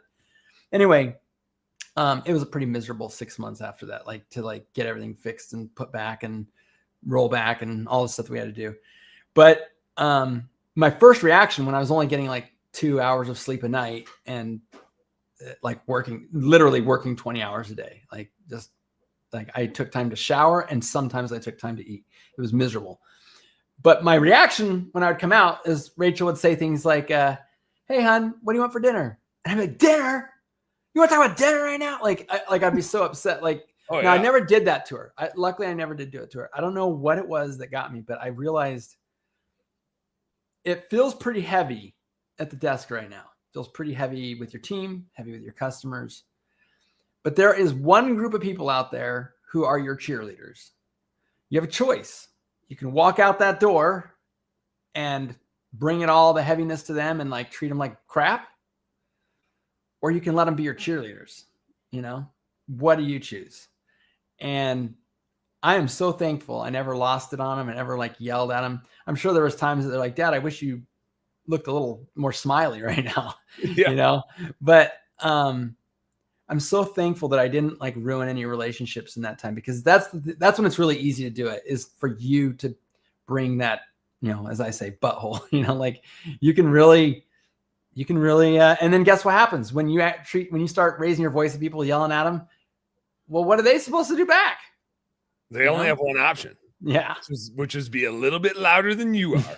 Exactly. I imagine like you walk out that door and your kids see, and one of your kids comes up and is like, Dad, do you need to go get some cheese curds? Let's go all the way to Wisconsin right now. Yeah, we're doing the only thing we can do when we want cheese curds is go to Culver's. And I don't know, do they have Culver's there?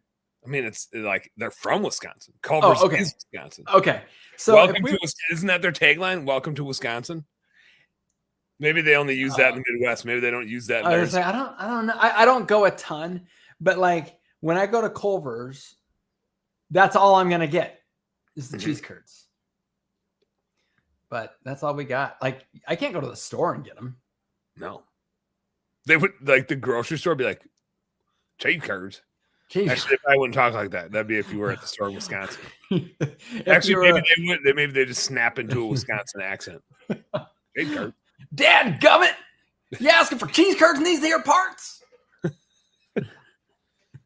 Are you in Arkansas buying cheese curds? I don't know who talks like that, but that was the accent I chose to. Good eye, Mike. You looking for some cheese curds, Mike? Yeah, that's the one. That's Wisconsin right there. That's how we do it. That's the Arizona guy. When you ask him for cheese curds, he just automatically is like, "Ew, cheese curds! You're looking for a spot of cheese curds." What else is new with you? You got kids getting married. You got business rollouts going on. What else is happening? I was afraid that you were gonna probe on what's happened in my life. Dan, everything is happening in my life right now. Everything is happening. I've got a daughter who's engaged. I've got a son who's coming home from his 2-year mission at the end of this month. I've got a son that is getting old. He's starting a reptile and insect store thing, entrepreneurship thing. Are your kids like, after watching you, are they like, this is the only way, we have to do business things? Well, I don't know. So the one coming home from his mission, he is a very talented software engineer. He's decided he wants to go to college and do it there, even though he already knows all the stuff they're going to teach at college. So I'm not 100. Originally, he wasn't going to go to college. I think he's going to meet girls because he was very introverted. Yeah. But I think since being on a mission, he's become a lot more extroverted, and I think he wants to like go meet girls. You have the experience. Yeah, and I fully support that. Michaela, my daughter who's engaged, dude, she is the most talented graphic designer. She could totally go out on her own. But I met this guy, Sales AI. It's a company that does like phone, like AI agents over the phone, inbound and outbound. Yeah. And they were looking for a UX designer. And my daughter went to school for UX design. She worked at Responsibid, sort of like cutting her teeth on it, and then left for her mission. She wanted to go on a mission. She came home and immediately got a job with this AI company. And like, they're blown away. They're like, we brought her on as an intern, and she's like amazing. So I think she's going to probably end up working there. And as her husband goes through air school to be a pilot.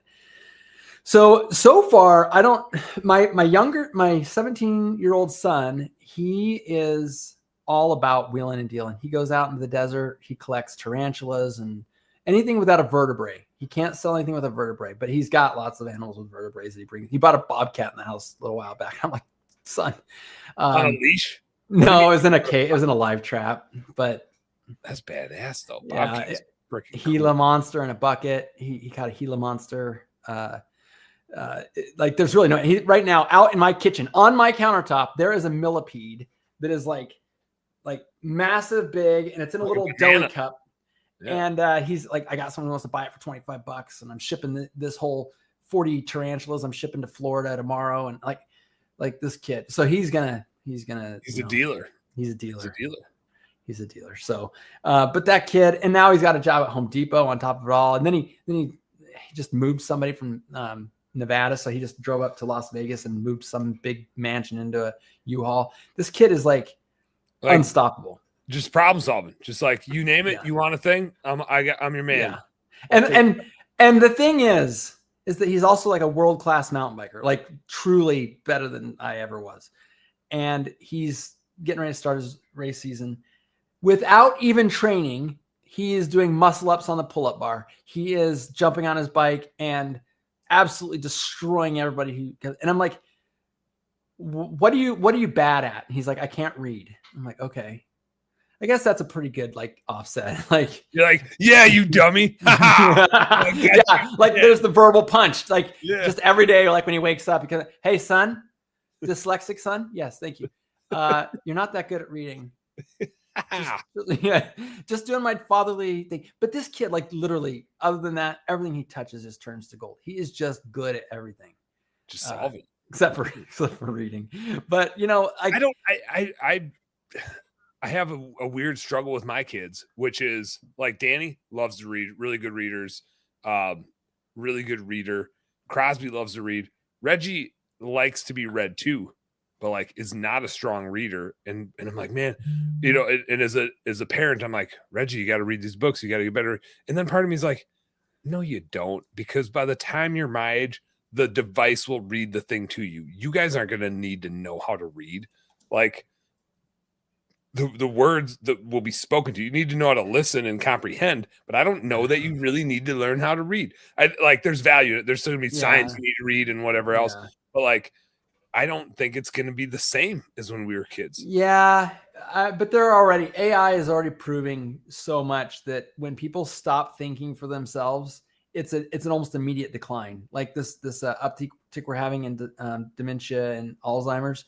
They're not rooting that just in AI, but the moment people stop thinking really complicated and complex thoughts and reading and doing the things they need to do, they're civilization is going to take a pretty big hit. I will say I'm on record as saying I think the AI is the end of us all. Yeah, well, I think it's the beginning of the end for us. Yeah, I think it's going to put a massive. Let me get to that in a second. The one thing I want to say about my son with dyslexia is an advantage to seeing the world differently, which is why my son excels in a lot of these other areas. It's like that just the brain doesn't operate. The way it was explained to us by his psychologist is that, you and I were Honda pilots, right? We kind of go over dirt roads and put regular old gas in us. And just, you put some car seats back there. Yeah. But if you have a Ferrari, you need a special mechanic. You need to try and stay off the dirt roads. You need to put the special unleaded gas in. You just have to, but you're going to love driving that thing around the track, right? The pilot's going to kind of be annoying to drive around a track, but that Ferrari is going to feel real nice. And I think that's sort of just to kind of make sure that I was making some jokes about my son. I want to make sure I say, dyslexia, I think can be an advantage. And with it comes, unfortunately a lot of humiliation too. You get calling for sure. Calling that kid to read something where all the other kids can read. And then you call on him and it's like, oh, here it goes. And he's sitting there the whole time just praying that, and he'll walk out of the room and go to the bathroom at key times. And he learns to read a room, but he can see a small engine in his mind in 3 dimensions and just go around the whole thing, and I can't, so it's just I can see different. A small engine and then Google who to call to fix it. Who to call. Yeah. Well, you might call him. So with that all said, you said something about AI. I was just reading something obviously AI is a real big part of what I do. from the way we develop our code to the way we test our code to like the features we're trying to bring into our product. There's a lot that goes into it. But someone I was just talking to was saying how AI is going to absolutely, I mean, okay, manufacturing. It's not really in the United States too much. People get really excited when something's made in the USA. Like, hey, let's spend a lot more money on this. It's going to be higher quality. It's made by Americans. But for the most part, we're not buying our cell phones made in the USA. We're not buying stuff. Why? Because those are things that can be done in factories for cheap labor. What are we in the United States? We're this the thinkers. We're a brain economy. What is really bad is that AI is going to outthink us. Our value is not going to be able to be in this, we're too good to work with our hands because we work with our minds. Well, that's a problem because AI is going to be much faster, better, more thorough than we can be.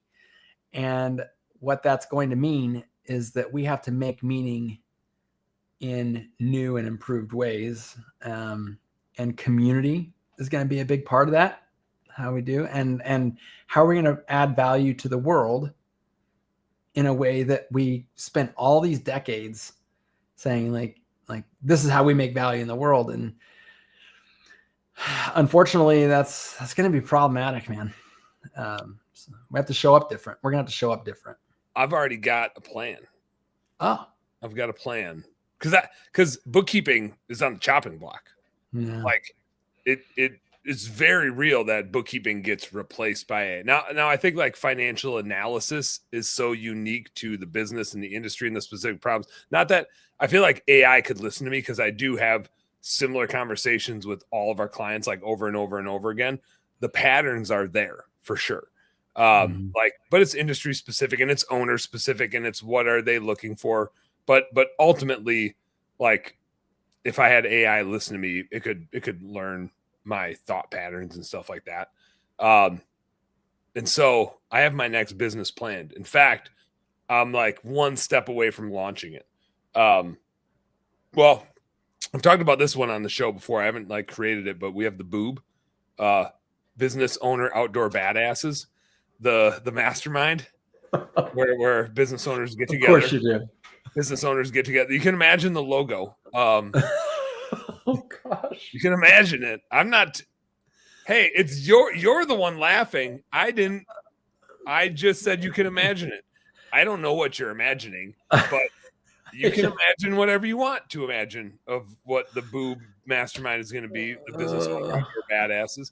But it's going to be it's like business owners getting outside and not an agenda. Like we were both in the BBB, not an agenda to be like, we have to do these activities and we got to grind on our businesses, but like, we have to like not think about our businesses. We need to get with the right people that think alike.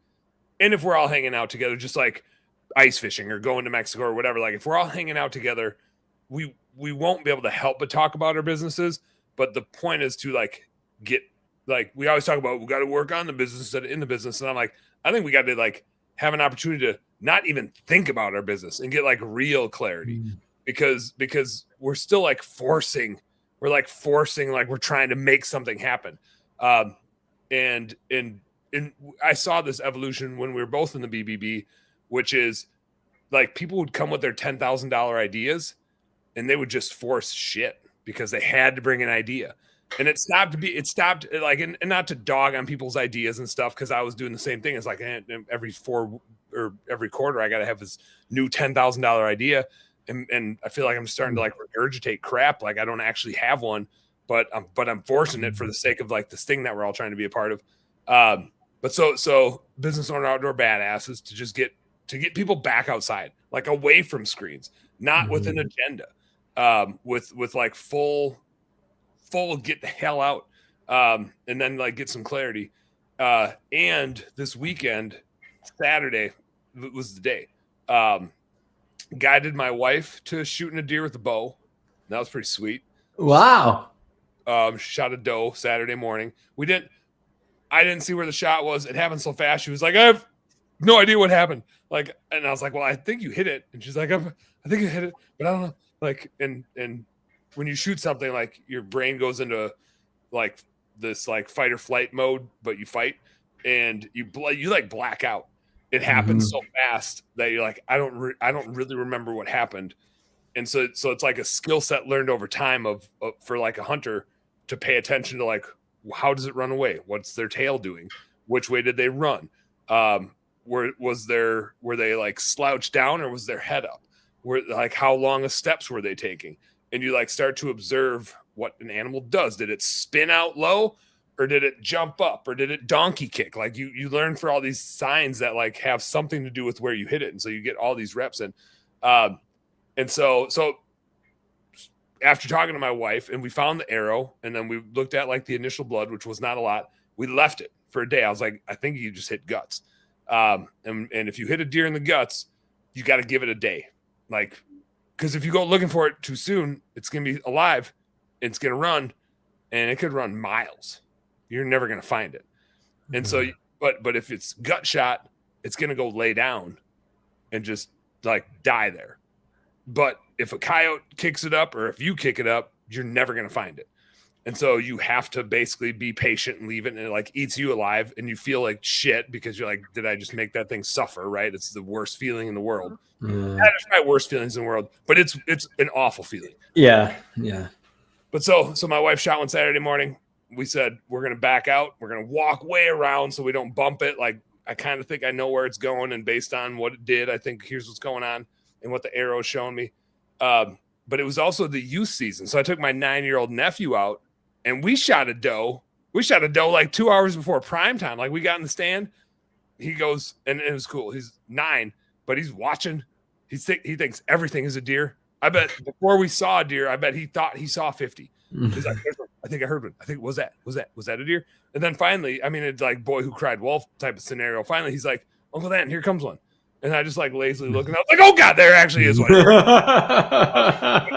But he like executed everything perfectly. And we had an 1.5-hour drive to this hunting spot. And so like I talked him through it. We had this conversation multiple times about here's how we're gonna like play this thing. And he executed it, which is freaking awesome. And the thing, he shot it at 20 yards and the deer ran a little bit and died about 15 yards from us. It was still It ran to you? It ran towards us. Like it didn't know what happened. And then he was trying to shoot it again and just like fell over there. And then for the next hour, he's like, is it dead? Is it dead? I was like, yeah, man, it's been laying there for an hour. Like, I'm pretty sure you got her. Like, right there. And then, I mean, it's still broad daylight. It's over an hour before dark. And he's like, I'm getting scared. I'm like, what do you mean you're getting scared? He's like, there's so many squirrels. I was like, you're scared of the squirrels? He's like, yeah, they're everywhere. I was like, well, that's true. There are like squirrels. I mean, if squirrels were mean, we wouldn't be out here because they've got us surrounded. Like, and they all see you. They all know where you're at. There's a couple of red squirrels over there. There's 2 gray squirrels over there barking. But so then Sunday morning, Marty and I went out and went to go track her deer in the morning. And we were like about to walk into the woods. And I had said to her, like, I mean, we're at my parents' house and the block of woods we're hunting is literally 50 yards from their house. Like that's nice. it's not, I don't think it's 50 yards from the siding to the woods line, which is very nice and convenient. It's a date. Like we call it, we're going on a date because the kids are still sleeping and we're out bow hunting. And so we're like just about to get into the woods. And I said, all right, like the woods is pretty open. Like there's a lot of canopy. So the forest floor is not like brush at all. It's just leaves and like big trees. And I'm like, we should, once we get in here, it's not a huge block of woods and they tend to like to go down that way. It gets a little thicker down there. So we'll go the other way and track it. But really we think it's probably laying somewhere over there. So just be on the lookout for like a brown blob, a white blob. Their bellies are white. So just be kind of scanning. And we didn't even get the woods. And as I'm saying that, she goes, like that one? And like there's a mowed trail on the edge of the woods, like in the tall grass. It's just a mowed trail right down the edge of the woods. And the deer's laying right on it, dead. Like with the arrow, her arrow in it. No, the arrow passed through. Like the arrows are so fast and sharp. The arrow goes right through the deer. Depending on where you hit it, but she actually hit it better than I thought she did. It was just where it exited. It went out of the guts, but she hit it through the liver. And so 4 to 6 hours. It didn't suffer hopefully too much then. I mean, it was a few hours, and actually my nephews were out shooting their BB gun in the backyard and this deer was like 40 yards from him in the tall grass. And one, Liam, the 9-year-old that I ended up shooting doe with that night, he came around and he's like, something's moving around over there. And like, he's super scared. He's just a scaredy kid. He sounds like he is like very skittish. He's like, he's normally not, but just something about animals. He gets like skittish with animals.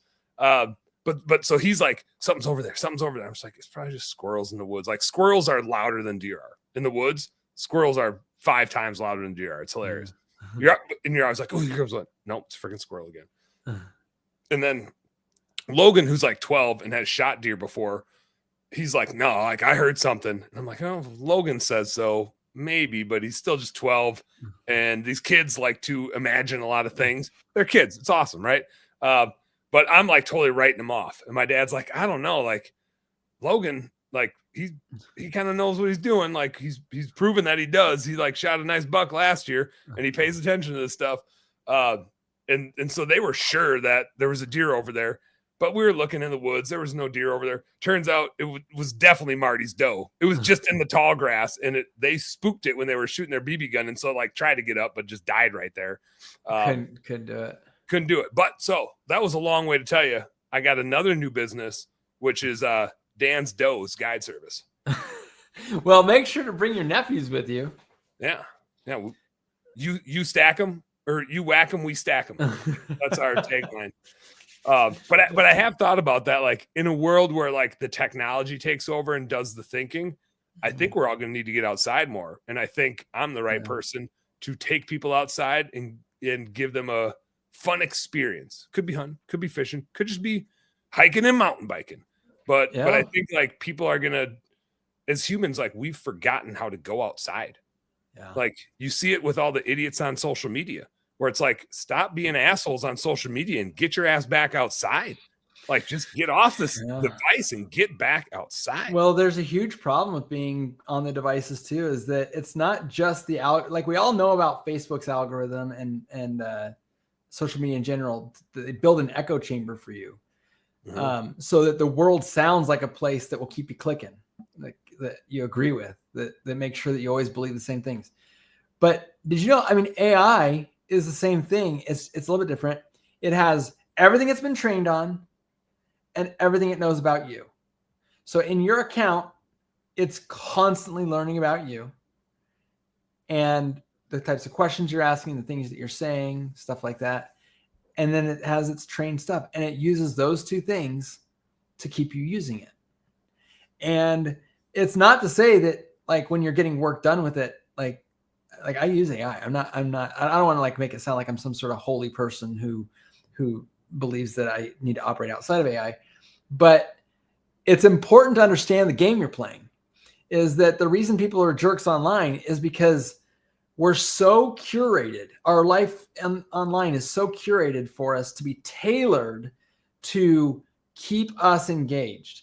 And the moment somebody isn't curated for us, our reaction is to like dismiss them or hate on them or anonymously talk trash about them or whatever we would do that basically is the like you're out situation. Yep. What you're talking about as far as interacting with the real world is like, it's going to be so interesting to see. Like right now the hockey stick has barely started to lift and we're just about to like experience the world in a whole new way. And there's a part of me that thinks like, hey, this is an opportunity for us to like really come to grips with our spiritual being, because the physical world is about to become as curated as it can possibly be. And so we're going to have to get a lot more depth. And that depth is probably going to come within the echo chamber of a community that we put ourselves into. We got to be careful to curate our communities so that there's at least a little bit of diversity in there. I think that's an important part of the podcast I'm putting together, is asking the questions and being open to the answers. But I just recently did something like I just did a challenge with a few other guys that we climbed to the highest peak. We hiked to the highest peak in Arizona, hiked back down, mountain bike down 100 miles of trail to the Grand Canyon, hiked to the bottom of the Grand Canyon, and then hiked back out. And that was an incredible, difficult challenge. But one of the things I learned in that challenge is that like you have to go into some of these challenges wondering if you can do it. Like it's not a challenge if you know for sure you can do it. So like you kind of go into it with these like the nerves of like, oh, I don't know if I could do this. I'm so nervous. Do I have the right equipment? Am I strong enough? Am I going to get injured? Because at our age, we have to worry about getting injured. Yeah, I can't afford that. Yeah. But then you realize every step is so doable. Like I just need to do this step and this step and this step and this step. And then it's a pedal stroke. I just got to do this pedal stroke, this pedal stroke. And did you do that in one day? No, I did it in 3 days. Good. Yeah. Yeah. Yeah. It was 15 miles of hike. And then the next day was 78 miles of bike. Sorry, 15 miles of hike, 12 miles of bike, 78 miles of bike, and then hiking down to the bottom of the Grand Canyon and back out. So that was the hike in the Grand Canyon just one day. That makes sense. But like, what an incredible thing to realize that every pedal stroke in and of itself was no big deal.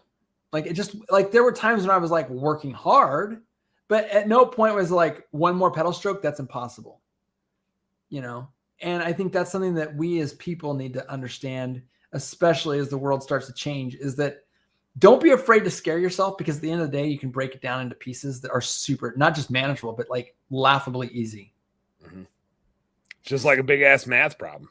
It's just a bunch of tiny little math problems. Yeah. And that tenacity. Yeah. You put the tenacity with it. And someone who has ADHD, I know they talk about ADHD, like they can't stay going on a math problem that long. But like my son that I was telling you about earlier, has got dyslexia, also has ADHD. And like that hyper focus on the thing that you love, that also becomes a superpower. So sure, there's things that you can get pulled away from all the time and you're easily distracted from, but ADHD also provides you on the other side of that coin, something that you almost can't take your eyes off of. And in that way you're more powerful than maybe someone who doesn't have ADHD, who has to like, even things they love, like really focus hard, like keep focus. Yeah. I only have like 60 of them. I definitely don't have 80 of them, but I got a lot of HDs.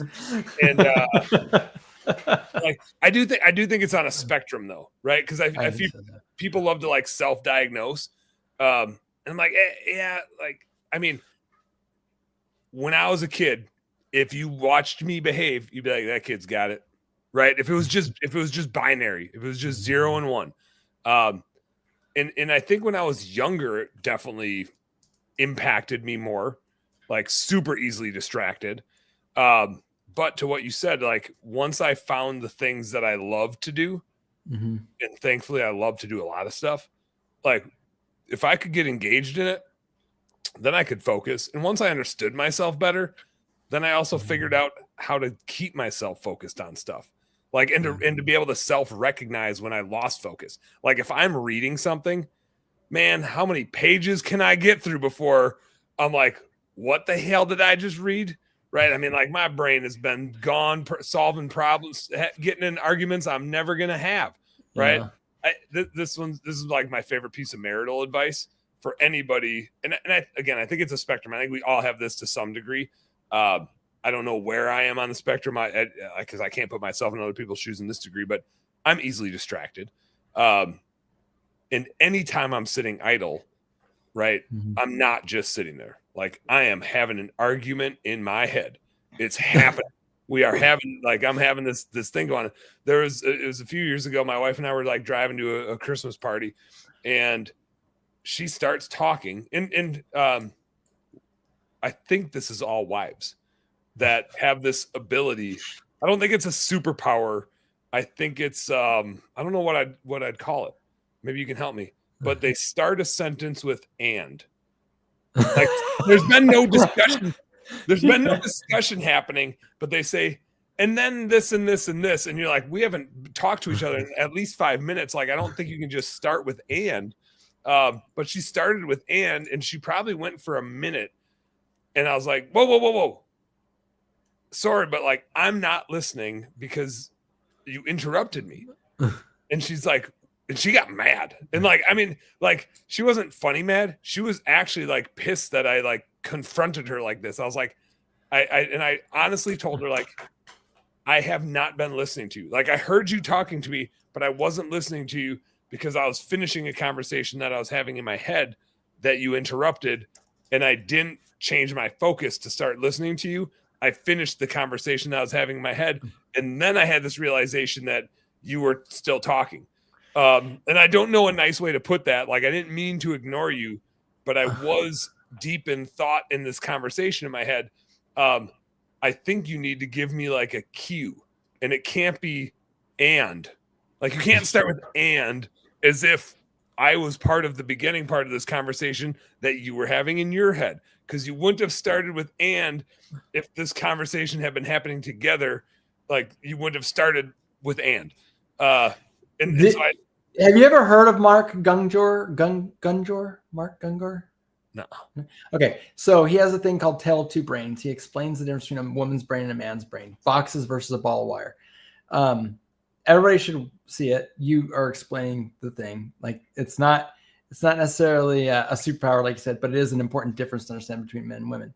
And Rachel knows that if she sees I'm focused on something, there is no point in trying to communicate with me at all verbally. The only thing she can do is just put her hand on my shoulder. Oh, well, that works. That does work. And I can explain why that works in a minute, but putting her hand on my shoulder allows me to know that like kind of get to the end of what you're doing here, whatever fight you're having in your head, whatever thing you're focused on. And then I turn and I look at her in the eyes and she knows she can open up the floodgates and we can talk. But the way that it's called the Tale of Two Brains. If you go to YouTube, it's called A Tale of Two Brains. And it basically, in a nutshell, I don't want to, spoiler alert, like maybe don't listen to this part if you want to just hear it from the guy who says it way funnier. But essentially, men have brains of boxes. They're all on shelves. The boxes don't touch each other. And in each box is a subject. Like, we have the like the car box, and we have the wife's needs box, and we have the work box, and we have the different boxes. And sometimes they get really fine tuned. Other times they're kind of big in general. But at the end of the day, like you got your fishing box, you got your hunting box, you got your tackle box. You got all the boxes. You got the tackle box. So what we do is when we want to think about something, we pull open the box, we open the lid, and we just fix it. Like we stay in the box. And when we're having a conversation, we tend to like sort of stay in the box. But he explains that women, what's interesting is that there's only one thing. It's just one wire, one continuous wire, and it's fed by emotion. And so it's like charged and things are moving around. So the washer and dryer is broken, which means that I don't have clothes to get my kids tomorrow morning. They don't have any clean clothes, which means that if I have to send them to school, they're going to look like the poor kids, which means that the teacher's going to call, which means that I'm going to have to do whatever, which is going to result in them not being able to graduate from school, which means they're going to be poor and homeless, and like all because the washer and dryer is broken. And like it's going to go. Rachel needs to be like, Curt, I need you to get in your washer and dryer box. Yeah, exactly. So women can start a sentence with "and" because it's all one narrative. It's all the same thing. There isn't a box. And now there's no starting point. And men, by nature, I'm not super good at this, and I don't know that many entrepreneurs probably are, but men are famous for wanting to open their favorite box, which is, as he calls it, the nothing box. So you open it up and there's nothing in it. And the wife is like, hey, I see you're just clicking through the channels. Or, hey, I noticed that you're just sitting there fishing and not thinking it. Like, what are you thinking about? Nothing. Well, can I talk to you? No, because then you're coming to my nothing, but you can't, like, leave me alone. So men want to be in there. Intentionally in my nothing box. Yeah. And they're like, can I come put something special in your nothing box for you? It's like, no, like, what is wrong with you? And they're like, why is my husband so lazy? Why does he, how can he not be affected by this? Well, because he went to Danny. Wow, you're back. Yeah, it's only 10 o'clock. Well, hopefully your legs doing better. 2 hours after bedtime. But my whole point in sharing that is that that's what makes it really difficult in a marriage, I think, when like there's something emotionally charged and like all encompassing. And then you're like, she's like, hey, can I talk to you? And you're like, no, you can't talk to me. I'm in my nothing box right now. And she's like, you'd rather think of nothing than what and I'm like, well, give me a second to get out of the box. I just need to put the box away. I can't let it touch any other box. And then I can be with you. And that's a really hard concept for a woman to understand. I don't know what a nothing box. I can't imagine it having a nothing box. It's always something. It's always something. Well, I would say if you're having trouble with that, which I do too, one thing I have discovered that has been an amazing help for me is meditation. Getting up early in the morning, and I meditate, and then I go mountain bike every morning. Get up really early, meditate for 10 minutes, just 10 minutes. And I'm telling you, the more I do it, the worse I get at it. But it's hard. It's hard to clear your mind. And there's lots of different kinds of meditation too. Like, sometimes I'll meditate like on a thing. Sometimes I'll meditate trying to be completely clear. Sometimes I'm just trying to be self-aware.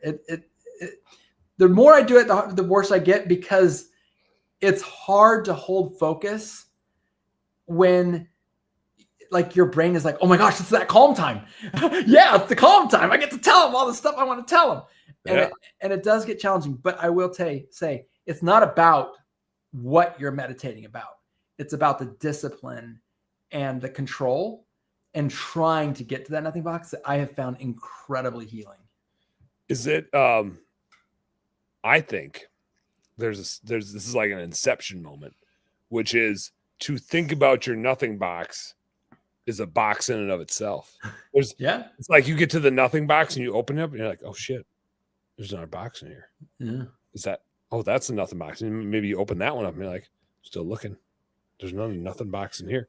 You're nothing. You're thinking about a nothing box, which in turn means you're thinking about a nothing box. Well, so Dan, here's the thing is, and I don't want to project anything on you, so I'm just going to be specific about me.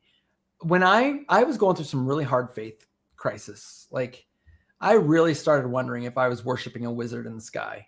Like, I mean, and anyone who knows Bobby Walker, Bobby is like maybe my best friend outside of my marriage. Like he's just a dear, dear friend. But I am a very religious person, and he is the opposite of that. Right? He literally has no faith about a God whatsoever. He used to be. He flip-flopped. Yeah, he flip-flopped. But flip-flop. But he intentionally did. He feels quite, I wouldn't say certain is the word. I don't think he would use the word certain, but that's for him to answer. The point is that he and I believe very differently. And I kind of got myself in that thinking like, maybe there isn't a God. And frankly, I can't get there. Like I can't actually get to that and that's a whole nother subject. And you can visit my podcast if you ever want to get into that subject. But my point is that it was sort of in that inception of saying, like you were saying, like open up the nothing box and going, oh my gosh, there's nothing in here. Well, when I was really struggling, one of the things that really worked against me was this idea of altruism. Like all of us need to be altruistic. And there are people who are selfish out there and they're ruining it for everybody. And there are people out there who will lie and cheat and steal in order to get whatever they want or to whatever. And it's like, oh man. And I would like carry this chip on my shoulder, trying not to be that way, but like, it really hurt me. And so what I had to learn, and actually I studied with a monk, and he taught me about the principle of holding things lightly. That was an interesting thing. He talked about like the idea of like that you hold like in a bowl, not like tight, but when you hold things, you hold as if you're holding a bowl in your hand. And that's not a physical thing, but an emotional thing. And the idea is that this is so that you can receive.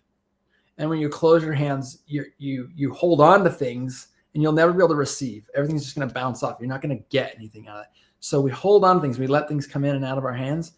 And we have to like, just understand that people are people and you're you and they're them. And like, we're sort of in this free fall state where like, it's all out of control, but you're just, and it's okay. And it's okay. You don't need to control them. You don't need to tell them what to do. You don't need to like tell them what they need to think.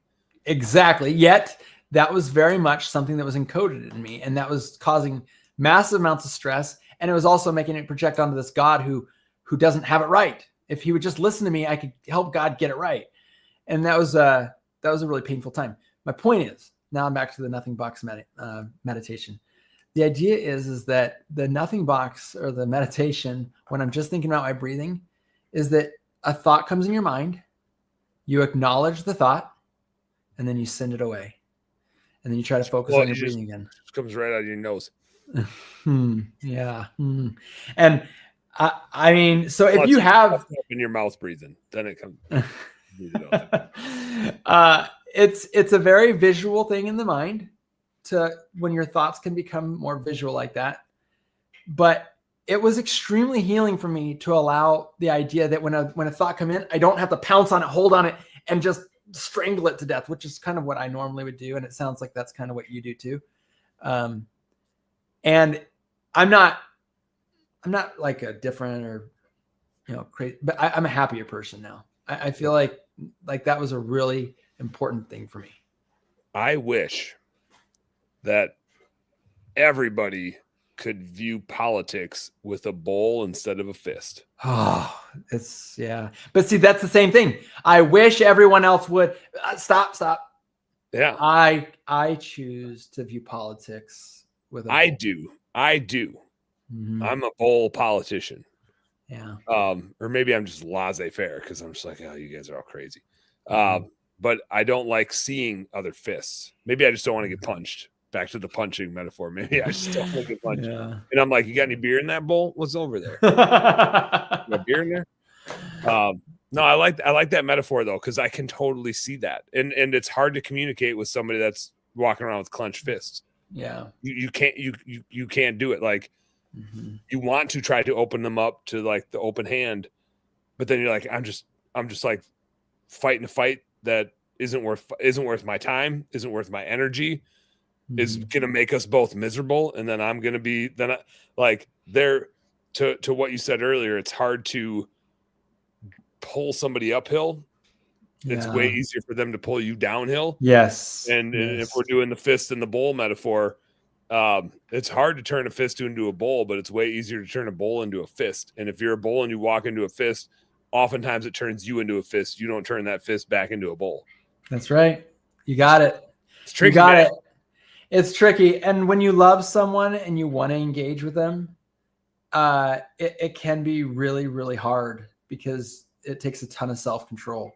But at the end of the day, what we do for people we don't particularly care about is we usually will just not engage with them. Like the older I've gotten, like where I felt like when I was younger, I needed to like really engage and let people know where I stand.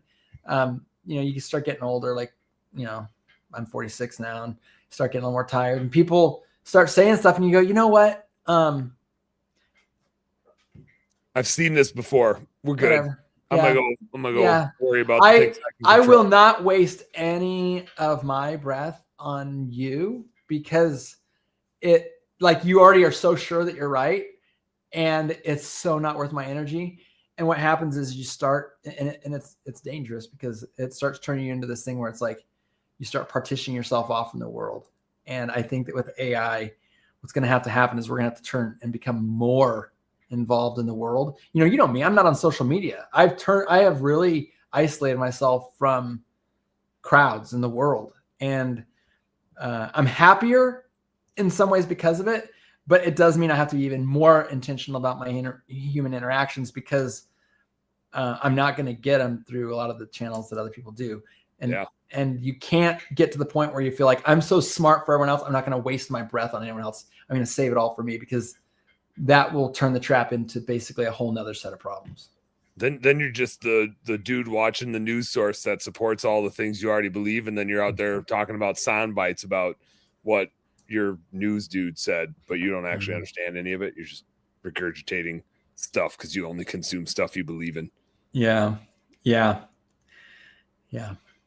It's true. Shane, have you ever seen Shane Gillis's bit on Fox News Dads? I don't know who that is. He's a comedian, and it's I have a Fox News dad, and he just hits on everything that's funny about a Fox News dad. And it's just so on point with and he makes fun of Fox News, but like it could be the same with whatever the liberal news. I don't pay Yeah. attention to the news. I don't pay attention to social media, but I do watch my dad read Fox News headlines and watch Fox News and basically like rile himself up and then like go to bed mad at how crappy the world is because the Democrats are doing this and the Democrats are doing that and they're so stupid. And it like just drives him nuts reading these headlines, right? And then the next person that I see him talk to, he just regurgitates headlines until he runs out. Yeah. Oh man, but and like I see the same shit from both sides. I'm not like criticizing conservative people because they do that with Fox News bits, and I'm not criticizing Democratic people because they do it with CNN or whatever their news source is. But just in general, that behavior pattern. Like, yeah, it always surprised me. My dad is one of the most humble and kind and sweet men ever. But I remember being in the car with him for a long time, and he always had on a news talk guy called Rush Limbaugh. oh yeah, well my dad ate up Rush. Yeah, Ate him up. but I always remember thinking I didn't understand anything they were talking about in the car. But Rush Limbaugh's so mad. Oh my God. Well, I remember he thinking, sounds like a bulldog. Yeah. Bulldog. You nailed it. That was perfect. I remember thinking, Dad, you're like listening to a really angry guy, and I can tell you're siding with him, and you're upset about stuff that's going on. But this guy literally is only coming up with poking holes on the other side.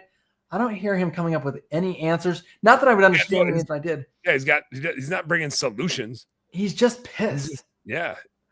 And I remember being very surprised by it. And then as I got older, it really turned me off from it because I'm like, well, if you get involved in politics, you're going to be mad all the time. So I kind of just stayed away from it and stayed in other stuff. And now as I've gotten older, I have the circle of influence, as I think it's, I can't remember, is it Michael Gerber? No, I can't remember who it was that said you have a circle of influence, you have your circle of control, circle of influence. And then outside your circle of influence is just stuff that influences you. Yeah. And so as an entrepreneur, you have in your family, you have a circle of control that's pretty big. You have your business, that's more stuff that you can control. And then the more stuff you add to your life, the more you can control. And that can become a pretty big job. And then there's things that you can influence, like there's friends that you can have influence on and stuff like that.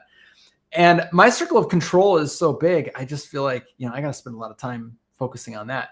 But a lot of people spend their time outside of their circle of influence in like the talk radio or just like ideas of politics.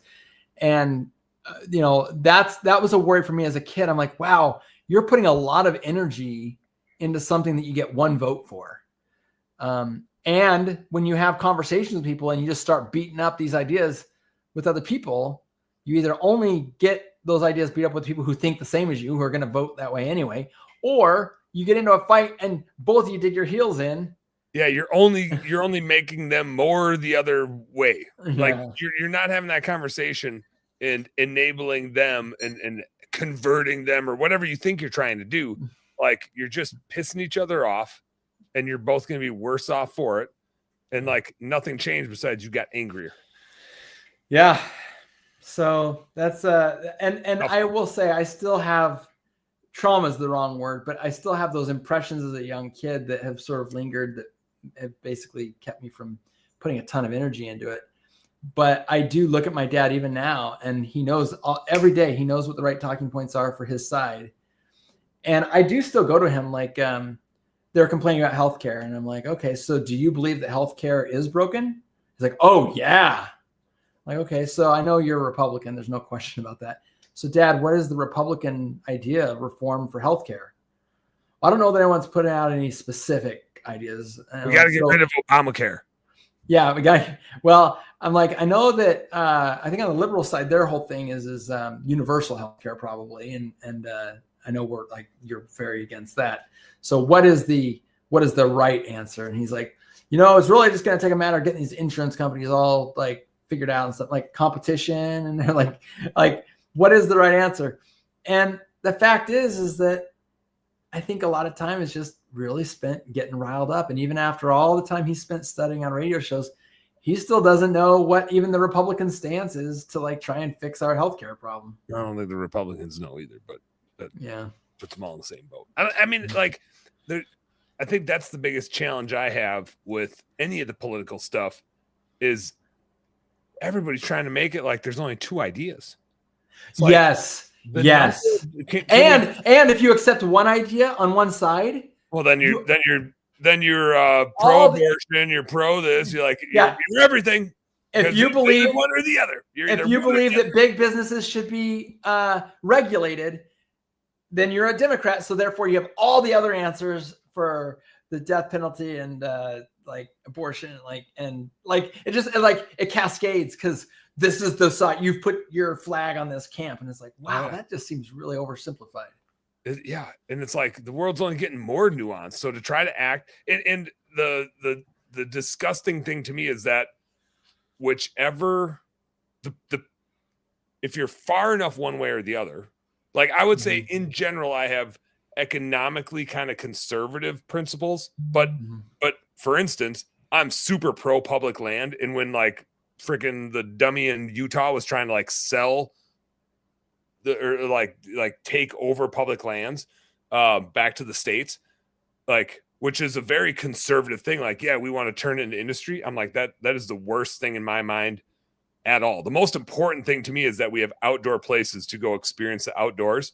Like, that's not a Republican or Democrat principle. Like, that's a human principle. We aren't meant to be inside. We are meant to be outdoors. Like, that's where the best things in the world happen. Like, let's get our asses back outside.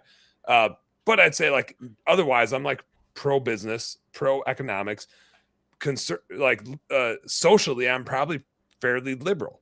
Like, I'm not trying to tell people what to do. I'm trying to let them make their own decisions. Like, we got to have some, like, we can't just let people go out killing people. But like, I'm not trying to like. I don't think the left is wanting people to go kill people. No, but I'm just saying I'm just exaggerating the point, right? Like, yeah.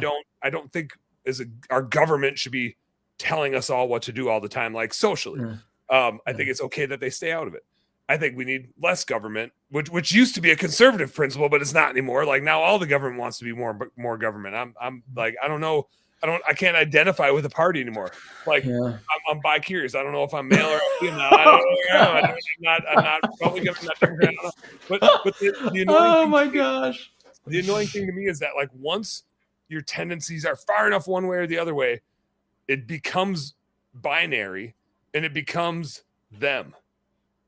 Like, they are all, like, you take every other person that might think a thing differently than you, and you're like, they can't be trusted, right? And they becomes the most extreme possible version of whatever a Republican is or whatever a Democrat is. Like, the opposition to, like, whichever flag you put in the ground, the Rush Limbaugh would tell you, like, they are the most extreme version of whatever, like, I could paint the picture of for you, when in reality, like, most of us are somewhere in the middle, and we're like, this is way too nuanced to say, like, I'm this way or I'm that way. And I find that when you talk to people individually, which is why I think community is so important, when you talk to people individually, I think everybody comes to the center pretty dramatically. It's when we're talking through a computer, or when we are sort of like just putting our echo chamber out into the echo chamber, that's when we sort of move to the extreme edges. But then, like, you sit down and talk to someone about stuff just like in a conversational way, and you start realizing, I do believe the government shouldn't control everything. And also, maybe we don't need to, like, tell people that they have to do this stuff that doesn't affect anyone else and control that. And I don't want to, like, it probably isn't super productive to try and, like, come up with a bunch of micro examples. The point is that I know that as society is going to be getting more and more wrapped into not just the echo chamber of social media, which we know is powerful, but now that AI is going to start putting us in a new echo chamber. It is going to be more our own echo chamber, which is really scary. Yeah. We have been in other people's echo chambers. Now we're about to enter our own. We have to find community more than ever before. And I think that the problem is that social media already started estranging people, and I'm talking about my kids right now. Well, me too. I like I said, I have to work at it as well, but I'm looking at my kids and the generation coming up. Like, I don't know about you, when I was in high school, going on a date every weekend with a different girl was, like, totally normal. No one thought anything of it. Like, that was actually kind of expected, especially in my circle of friends. We were constantly asking girls on dates, going out on dates, doing stuff out. Well, like that's very weird now. Like that's considered, in fact, 15 years ago, that was actually already weird. Things have changed so much. And now we've got suicide on the rampage, and anxiety and depression is on the it's going off the charts. And then we have, don't even get started on people's, even sexuality. Like I'm not saying people didn't struggle forever with homosexual, tendencies, problems, and issues. But and I'm sure trans has always been at least a thing, right? But like now it's getting to the point where I think the pressures that are happening from pulling people apart are really starting to bring things to like where it was always a thing, and now it's a big thing and a very seismic thing. Well, once this ramp up with AI happens, we're going deeper and deeper into the same rabbit hole. And I think that we're going to see a massive magnification on something that already feels like it's been magnified a lot. Like you said, we're still at the curve of the hockey stick. We're not even on the yeah. Which is why we need Boob, business owner, outdoor badasses. My father-in-law chimed in on my personal page. He said, just when your father-in-law tunes in, there you are talking about launching Boob. Well, good time. Your father-in-law is probably like super stoked that he's got such a forward-thinking son-in-law. Yeah, he's like, he's probably like, where's the application, bud? Like, am I in? I'll go fishing. But I do think it's like, to me, again, the answer in my mind, and this is the answer for me. It's not the answer for everybody. I'm going palms open. We're going with the Bulls. We're going with the boobs, if you will. But I think it's out there, right? Like we got to get back to being humans again. Like humans weren't. I mean, here we are sitting on computer screens talking for 2 hours and 16 minutes. But like we need this communication, right? And like vetting ideas out in an open atmosphere and having fun with it. And we have the luxury of being able to do this across the country. Yeah. But you and I would both rather be sitting down in person doing this. Yeah. Like if this is just like an extension of it. And like, I think the technology enables some of this, but when we ain't here, like I want to be out there. You want to be out mountain biking. I want to be out going on a date with my wife, climbing a tree and shooting a doe. But like, I'm really intentional about like when I butchered all myself, processed it all myself. And like, it's in the freezer labeled as like Marty's deer. And it's really important to me that the kids see that she's out there doing that, right? Like this isn't a man or a woman thing. It's like, this is where your food comes from. Yeah. Like the world's changing so fast. Don't forget how it actually works. The earth doesn't give a shit about us. In my opinion, like we give a shit about it, not enough all the time, but like the earth is going to do the earth. And there's something powerful too about sitting down to the meal and saying, like Justin got an elk last year. And so every time we sit down, any elk meat, like, hey, Justin, thanks for dinner tonight. Just there's something to it. Like they're seeing their mom, but also like that pride of like, look what I did. I fed my family and I know where it came from and I know how to process it because we also process our meat. So yeah, it's a powerful thing. And it's funny. It's like, it's super powerful. It used to be normal. Yeah. It used to be what everybody had to do. And it just kind of got lost. And it's like, like you said, like there's so much confusion, sexual confusion, like mood confusion, happiness confusion, purpose confusion. Like people, like the depression comes from like not having a purpose, right? I was actually talking to my kids about this today because all three of them were home and the morning they were fine. They were all playing games all morning. Like I didn't let them turn the TV on.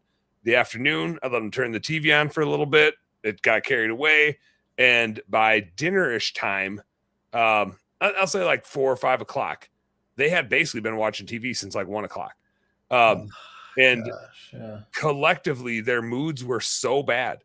And I was like, I think mom and I see this all the time, but you guys have to understand and be observant enough to know that this doesn't make you happy. Like you think you want this, but if you had gone outside and played for those 3 hours or even played inside, your brain is so much more engaged, and something about the productivity, even in play. Like I do that with hunting and fishing. Like my play is hard, and it creates, and there's a productive aspect to it. I'm not just playing video games. Like I am out there trying to make things happen and create food and like gain pride of doing hard shit. Just like you going up a mountain, down a mountain, biking 100 miles. You're like, ultimately you didn't go anywhere. You ended up back at home. Right. Yeah. But it was hard, and you were out there and you were moving and like challenging yourself. And it's like the purpose of that and like the joy of that and the pride of that is just so different than sitting there on a device and having the world come like whatever the hell happens in that case. Yeah. But I think it's so obvious. Like none of us are happier doing that. Nobody is. Yeah. They say if you want to know what you value, you should try and figure out what you hate, and that'll tell you what you value. So if you hate it when people are late to stuff, you probably value being on time, right? If you hate liars, you probably value honesty. And I think the same goes for what you just said. I wish there was a way, because I see it in my kids too. Like, how do we teach our kids to like contrast? How did you feel when you sat and watched YouTube for 4 hours? 4 hours just sitting on the couch. Then go out and do something that you're willing to brag about for 4 hours. Just like, so part of training for mountain biking is there's hard days where you go out and you do your intervals and you go fast and you ride hard up the mountains and stuff. And then you need to have base days, which are where you keep your heart rate. We call it zone 2, but it's like basically like well below your threshold. Yeah, you're just cruising, but you need a lot of time in the saddle there. And building up those base miles really improves your speed later on. But if you go fast every time, it ruins everything. It'll throw your whole program off. And like my son today, he went out in the garage, he sat on the trainer for 2 hours, buckled out like 40 miles on the trainer. And he looked on his Strava and he said, dang, Dad, I'm already at 96 miles for the week and it's only Wednesday. And I'm like, dude, feel the feeling of that and compare it to what it feels like to just sit on the couch and do nothing. Like the endorphins, like think about the accomplishment, all that stuff. But unfortunately, so many people, it's hard to contrast it because numb is not pain. And so the opposite of those endorphins and that excitement actually isn't pain.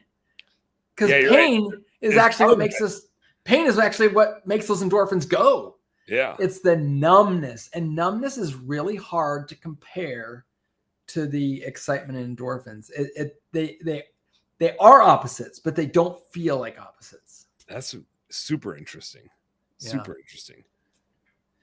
And to go down that same vein, pain is literally where we change. Pain is literally where lasting changes. Pain is where strength comes from. Pain is where skills come from. It's where expert comes from. It's where authority comes from. Pain drives all of these things. Nobody intentionally wants to be in pain. Nobody, but hey, I don't do cold plunging in saunas, but I talk to people who do. And those are a different breed of people, right? Like they know how to push themselves through pain.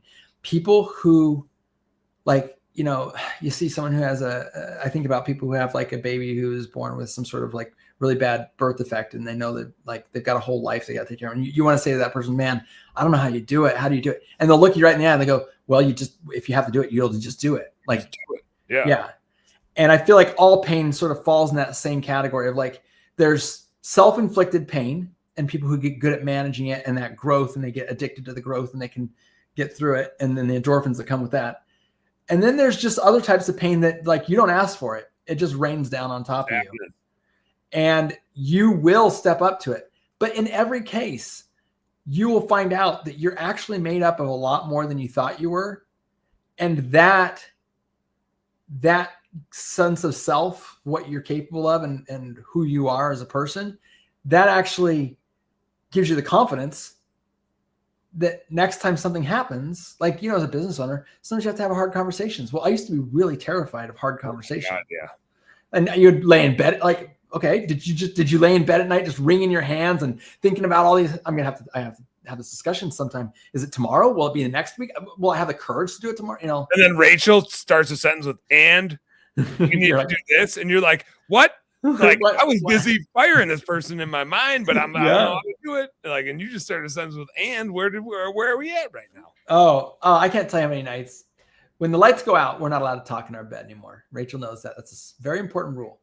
But there have been lots of times. Are there nights where like either you're like running to the light switch or she's running to the light switch? Like, I'm done hearing about this from you. Click. Yeah, it's always me. But yeah, like Rachel's got a ball of wire. I'm trying to get to my sleep box, but she'll be snoring, like not snoring, but like you'll hear the breathing, like breathing, yeah. And you're laying there. I'm just thinking back to this time, and laying there thinking, what am I going to say to him? How am I going to do this? How am I going to? And it just eats you up inside. You have a few hard conversations, and you realize hard conversations are just something you do sometimes. But like I've worked it up into this whole crazy thing. But at the end of the day, it's something that has to be said. Like it's not. It's very similar to exercising, which is like leading up to it, like a big race or a big trek or whatever it is. You're just like, oh boy, oh boy, oh boy. And when you get done with it, you're like, that wasn't so bad. Right. Like, it always goes faster. And maybe exercising isn't the right example, but like in general, it goes better and goes faster. And even if it goes worse, you're like, well, now I know for next time. Yeah. Well, a race is a really good example because in a race, when you take off from the start line, everybody goes 140%, like an unsustainable speed to get position. And so everybody goes 140, but everybody needs to get down to 90% as soon as possible so that we can get back to sustaining and then keep bumping up against 100%. We just need to keep bumping at 100. So we burn ourselves out. And what you find is that in your mind, you're thinking, okay, we're going to do 160% the whole race. Well, actually, you might only hit 160% of, threshold for like less than a minute of the whole entire race that you'll only be there. And certainly not even at the start. But in your mind, you go in there thinking that you're getting ready to do an impossible thing. It's usually about 20 or 30 minutes into a race where you realize, oh my gosh, these are all mortal people too. And that's when everything starts to get super doable, where you're like, this whole thing I laid in bed thinking about that was going to be a thing. It's not even a thing. Like I trained for this for forever. I'm just as good mortal as these guys are, like they don't have anything special. And I'm out here. Like I'm out here. And I'm doing it and I'm fine. And like the air's great and I'm breathing and I'm got my earbuds in and I'm rocking out. We're just going. Yeah. Yep. Exactly. Curt, we covered a lot of ground tonight. What, it's like getting past my bedtime and I stay up pretty damn late. We're 2.5 hours in. What, anything we didn't cover? We talked about your podcast. What's the name of the podcast, by the way? I don't think we hit that. It's called Soul Proprietor, SOUL Proprietor. Oh, that's fancy, dude. Yeah. Well, thank you to Melody Edwards. Can I just take a second just to because I know she might not hear. It's buried pretty deep into this thing. So I just got to say, what a human being. I can't believe I get to work with her on this podcast. It's been an absolute blast. She's so much fun. I've never had an interaction with Melody where I don't think I laughed more than 50% of the time. Yeah. She's great. She's just freaking awesome. She's so fun to interact with. Yeah. How many episodes you guys got? Where are you at in this journey? We might be like at 5 or 6 episodes now, but we record. We put a podcast out every week. Sweet. Is it just the two of you, or do you do guests, or do you do like? We are working on some guests right now. We're gonna start putting together some guests. So far, just to kind of give you a rough outline, I grew up as a member of the Church of Jesus Christ of Latter-day Saints. A lot of people know us as the Mormons. And I felt like I needed Melody to sort of interview me about sort of my upbringing and like what it is to be what some people consider, growing up in a cult. I wouldn't call it that, but I am pretty candid about what it's like. So we do an interview of sort of all religions are cults. Yeah. They are. I think that my religion has a special scent to it, though. So I demystify a few things. That's like a true cultist. So yeah, true cult. Yeah. I don't even know if that's a word. It just sounded like a funny thing to say, so I couldn't help myself. But I give people, so in order for this podcast to work, we need to sort of like lay the baseline. So there's two out. There's one that's an interview of sort of like where I'm coming from, and then my struggle, crisis of faith, and sort of where I ended up landing. And then same thing for Melody. She grew up in actually a legit like super cult. And then she lived in Morocco. She had like evangelical upbringing as well after she got out of the cult. But she is sort of landing in this, I'm not sure if God exists, but I know I'm going to go to hell for thinking that way. So she's got kind of like, she's sort of in the middle of the thick of it right now. Yeah. And so we talk a lot, but we tie everything kind of back to business. So I don't think it would be a podcast that a non-business owner would probably find super duper intriguing. But as a business owner, you have this megaphone into the world. And the idea is that where do you fit into the eternities, and what is that eternal, life and that eternal reward and the expectation of your God? What does that mean for you as a business owner? And how do you project, how are you a good steward of the megaphone that you have sort of created?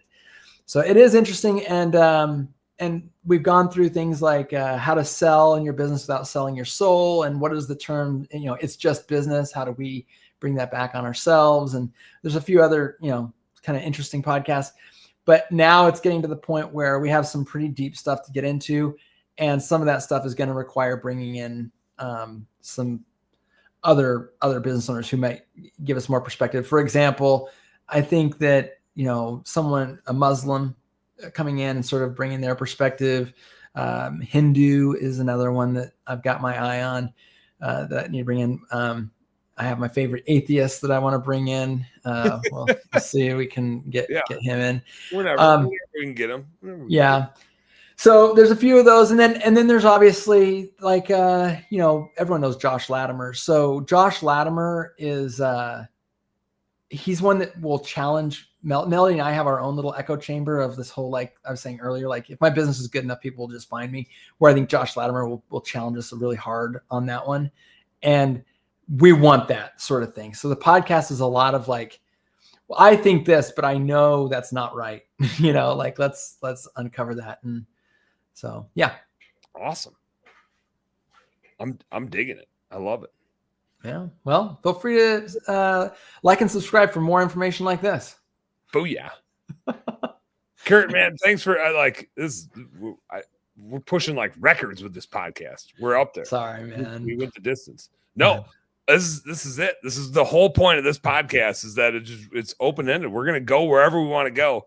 And I love it. With zero agenda, we literally jumped on. We talked for 3 seconds, and I said, we got to hit the live button, because why are we talking without being on the show? The whole point of the show is that it's us talking, and that's exactly what we did.